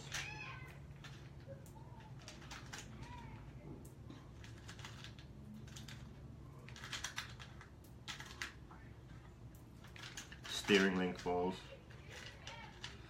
Balancing, yeah, I balance my tires in buggy. It's just so much nicer when the tires are balanced. Smoother going. Oh, here are the CVDs I was talking about before.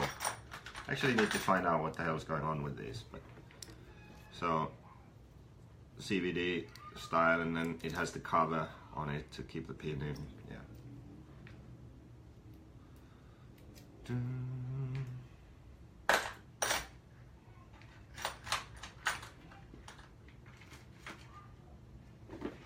I wonder where those posts are.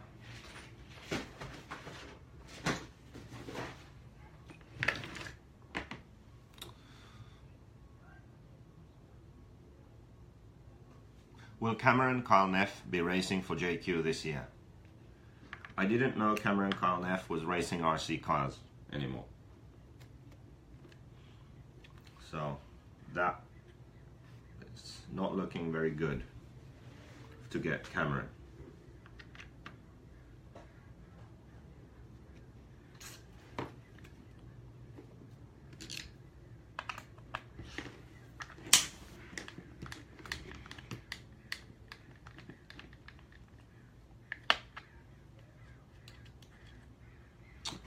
What motors do you like to run in 10 scale? Well, I run for LRP. So, been running the LRP 8.5 in 2-wheel and 6.5 in 4-wheel.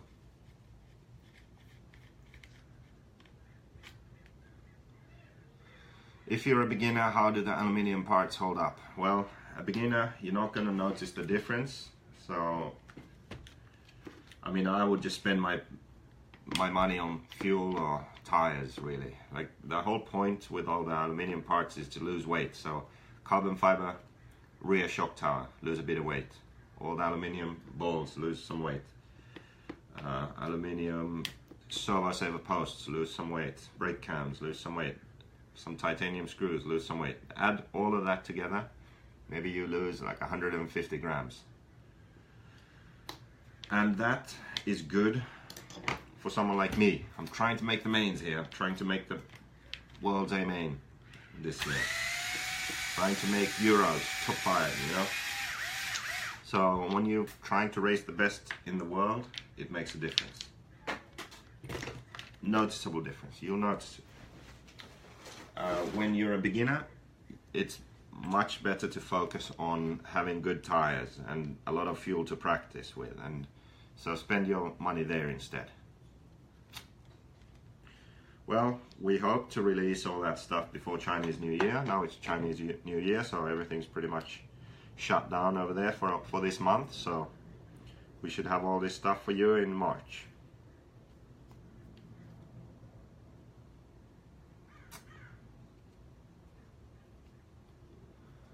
What is the reason 1.8 Truggy is not growing as the buggy does? Well, because it's too expensive, I think. Tires cost like $7,000 a set. That's one reason.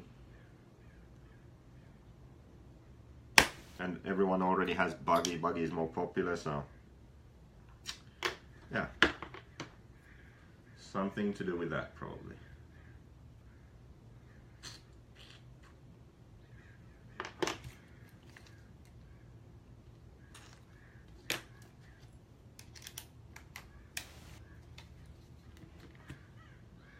Can't believe there are still 67 people watching after all this time.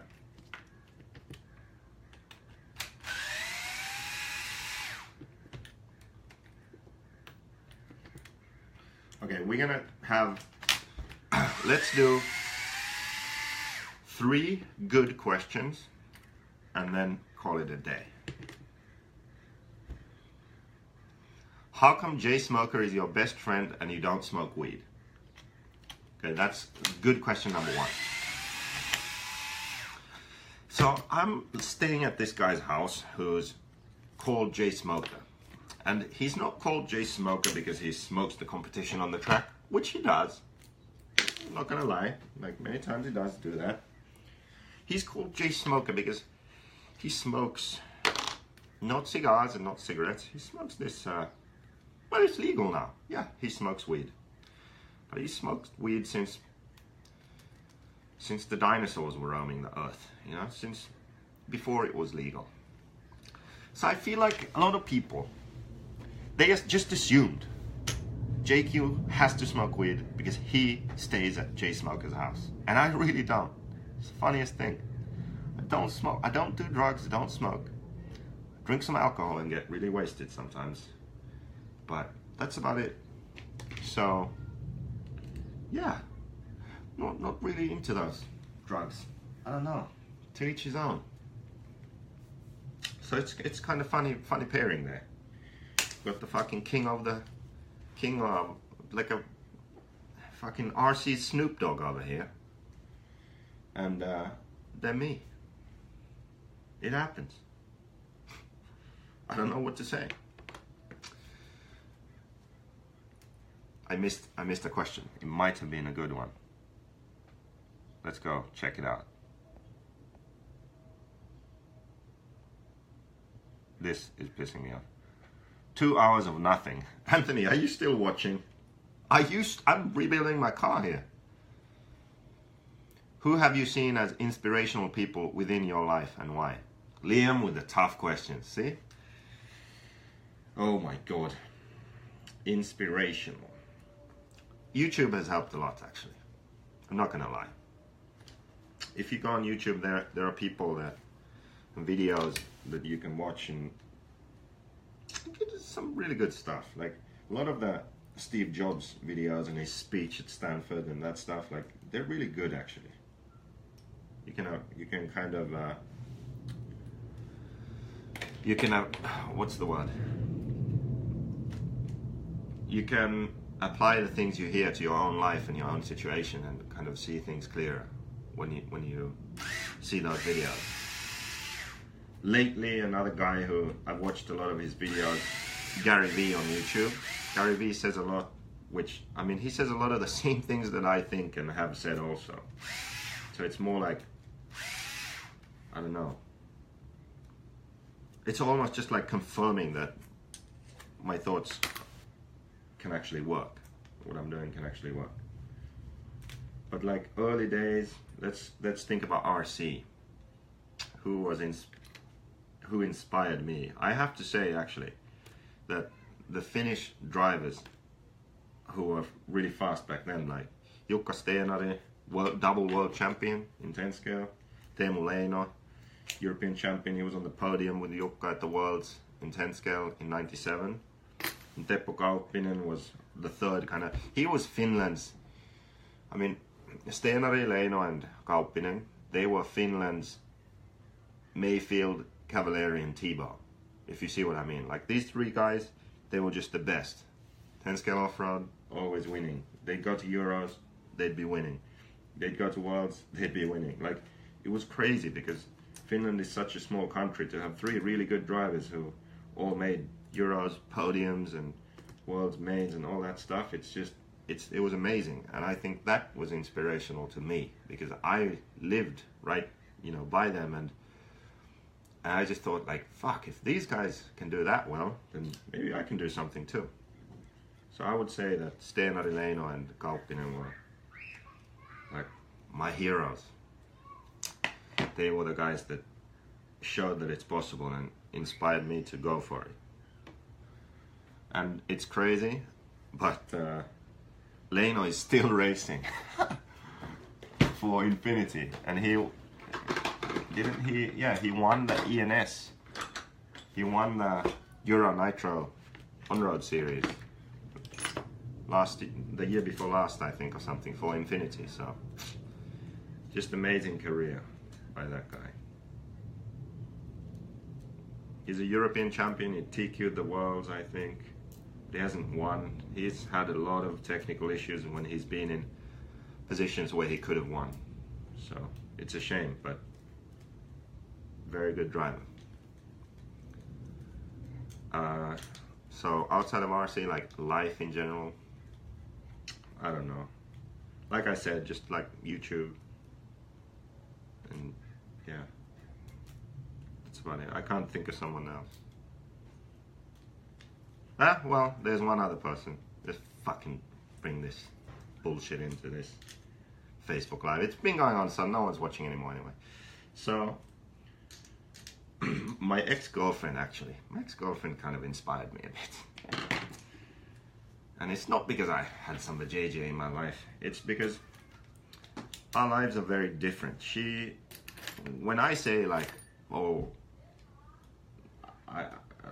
some people say like, you have courage, like what you did with JQ, like it takes balls, this and that. I disagree. I have a safety net. My safety net is called my family. So even if I fail completely with JQ, I won't be sleeping on the streets. I won't be wondering like, oh shit, what am I gonna do? Like, I have a family. I have a grandmother. I have an uncle. I have an aunt. I have 2 parents and 2 sisters. And I just kind of know that it'll be okay. It's okay. And they all live in Finland. I don't have the best relationship with my family. Like, it's a bit on the cold side, but it's nothing like really wrong there. I know everything will be okay. So no, it took no courage at all. I was just like, fuck this, I don't want a real job, I'm gonna go for it. And I never had to really seriously like be afraid of failing. Like, what if I fail? So the reason why my ex-girlfriend was inspiration to me, and the true reason why I finally started my own company and had the balls to do it, was because she was in that situation. She doesn't have parents. She doesn't have a family to fall back on. She was from Brazil. She was living in Finland. She didn't even have like a permanent residency there. So basically, she could lose everything and then not have a safety net as a family to fall back on. They even Loctited this so hard that I can't get the outdrive off the pinion. Can you believe this shit? There we go. So she started her own company and was doing that shit. And in the background was like the thought, like, if I fail, I could potentially be going back to Brazil with nothing. That's a risk. That takes courage. Like what I did, no. I have fucking every opportunity and good family and good safety net, no problem. But to be thinking like, yeah, if shit really hits the fan, I might be going back to Brazil with nothing. That's a bit of a different situation, I think. So yeah, if she was able to take that sort of risk and just go for it, then fuck yeah, I'm making my own RC car. So yeah.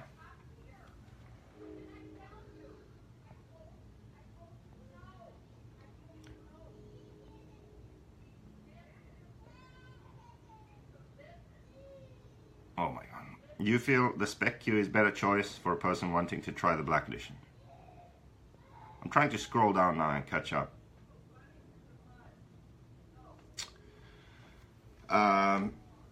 Spec Q. I do think so, because the Spec Q is built correctly, and what I've seen is many of the people who complain, like, oh, the car is doing this or doing that, it's doing that because they built it wrong. So unless you know what you're doing, I definitely recommend you get the Spec Q because it's built right. And then you'll get the right idea of the car. So the car will be good and it won't have issues because you built it wrong. Yeah. So I would recommend the Spec Q for your first black edition. Yeah. That was 3 questions, but I see a really good one here. So I'm going to tackle that one. What would you say is your greatest weakness? Liam says it's Facebook. I disagree. If it wasn't for Facebook, JQ wouldn't be blowing up right now. And that's just a fact. Because, yes, there are people that hate me and they hate my opinions. But there are people who absolutely fucking, like this one Belotti guy said, would bleed for JQ. There are people who passionately support what we do with JQ Racing, and they do it for the same reasons that people hate us. I don't believe for a second that we would have this many passionate supporters if I didn't have the opinions I do. And that's what I believe. Yes, we would have people who support us because we have set up advice and guides and set up this and set up that. That's cool.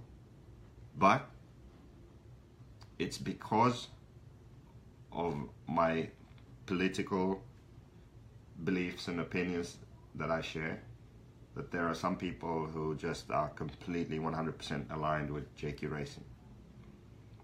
And they spread the word and they get a lot of new drivers to run JQ. And there's no other way of doing it. If you're going to have an opinion, then you're going to divide people. That's it.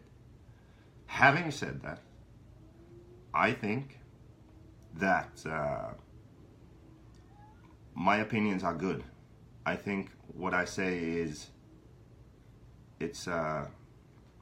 I speak for equality, for peace, for justice, for fairness, for everyone's life to matter the same. I speak for good things, but the way I do it pisses people off and divides people more than necessary. So my weakness isn't Facebook, it's the way I express my opinions. My people skills also, they're not very stellar. So I would say if I have a weakness, it's not necessarily the thoughts or opinions I have, it's the way I share them and the way I communicate with people. So that would be my weakness. So even people who are in my corner as such, I don't do a good enough job of communicating with them and dealing with them. And that's my biggest weakness. So I have everything I need, really. And I believe that my opinions, if you really look at them, are good for the world. Like if everyone fucking agreed with what I think we'd have a much better world than we do now. So it's not that, it's just the way I express them. That's the problem. And the way, yeah, that's really it. Snowflakes are people too. Getting deep now, very deep. At least I'm keeping it real. Exactly. At least I'm keeping it real. So yeah, if there's anything that I need to work on, it's my people skills and my communication skills. But as for like what I believe and what I stand for, that's not going to change. Like Keenan's like, just shut up on Facebook and we'll sell more cars, or don't. I'm like, no, fuck no. I'm just gonna have to improve the way I say what I say. That's what I think. Because I think this is a bit of an extreme example. This is an extreme example, but it gets to the core of what I'm trying to say. Okay? So listen carefully now. Okay, unfortunately, okay.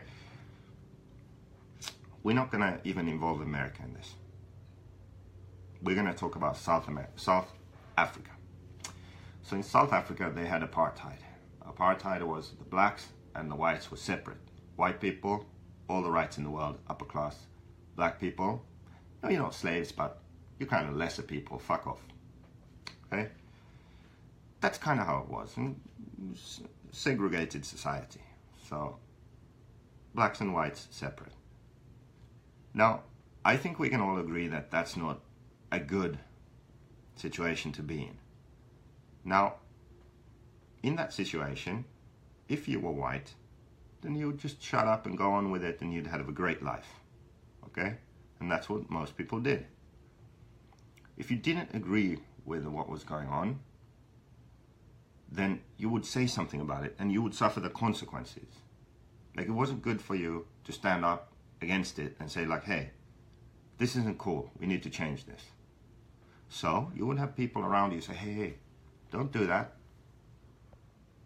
Just be quiet, don't talk about that stuff and your business will be successful. But you're like, no, I don't like this shit. I don't like apartheid. I don't like how we treat the blacks in South Africa.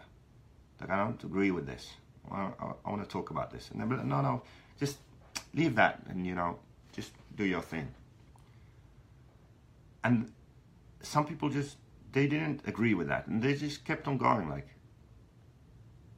they suffered the consequences because they expressed their opinion. They said, I don't think this is fair. And that's it.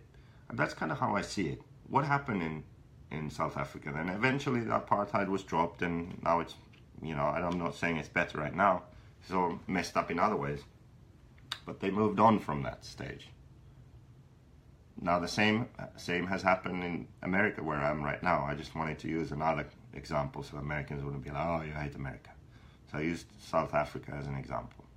My point being, when there are things that you don't agree with, I don't think a valid argument is like, you shouldn't mention these things because you'll make more money if you don't mention them. No, some things are non-negotiable. This is wrong. I agree, if I don't talk about this, then I'll make more money, but it's so wrong that I fucking need to just say that it's wrong. And that's it. That's who I am. That's all there is to it. Something's wrong enough, I'm going to say it's wrong. And if you're not going to support us because I say it's wrong, then don't. Yeah. That's how it is. Sorry, Keenan. It's not only the delivery. Delivery, as I said, that's the weakness. Need to work on the delivery. But it's also the pin in itself. But that's not going to change. I'm going to be the same guy. I'm going to have the same points, just communicated better. That's it. And people are going to support us or not.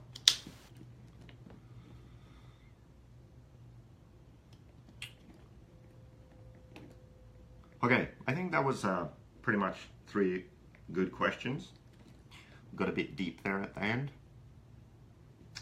And I think I need to finish my car now. Also, I need to get food. I'm hungry.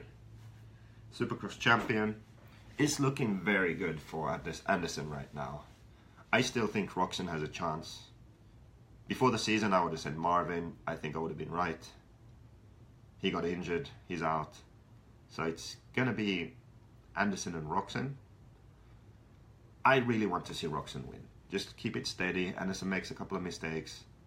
You're in the points. And then Roxon wins it. Yeah. Sick race. Roxon is winning this week. Yeah, this week, where is it? It's San Diego. I'm going there. San Diego. I'll be there. Last year, Roxon was fucking on another level in San Diego. So, if he gets a good start, then he'll win this coming week. And I agree. Like, top 5 off the start, he'll win.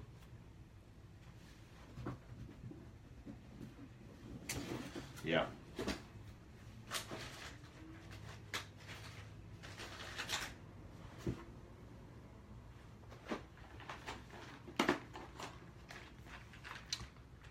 He was broken. What do you mean he was broken?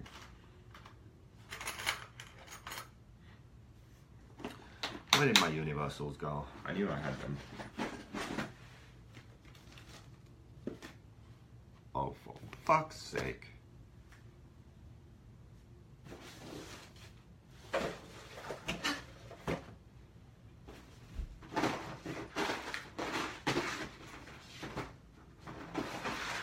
I lost my universals.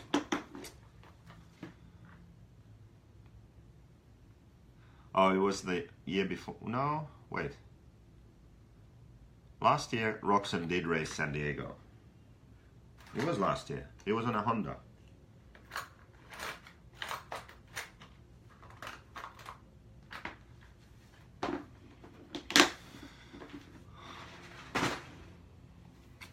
Keenan, what's your question? I'll take your question, then I'll go.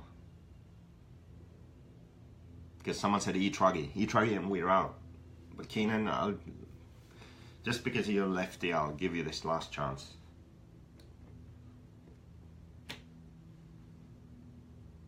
Well, San Diego was before A2 last year. Let's check.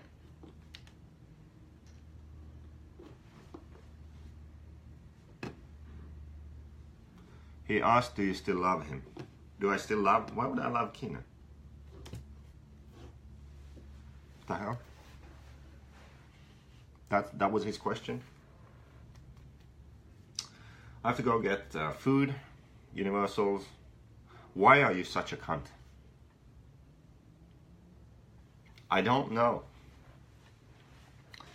This is just how I am. Can't help it. Learn from the best. Okay, listen guys. I'm done with this. Someone said E-Truggy. I'm over it. See you. See you next time.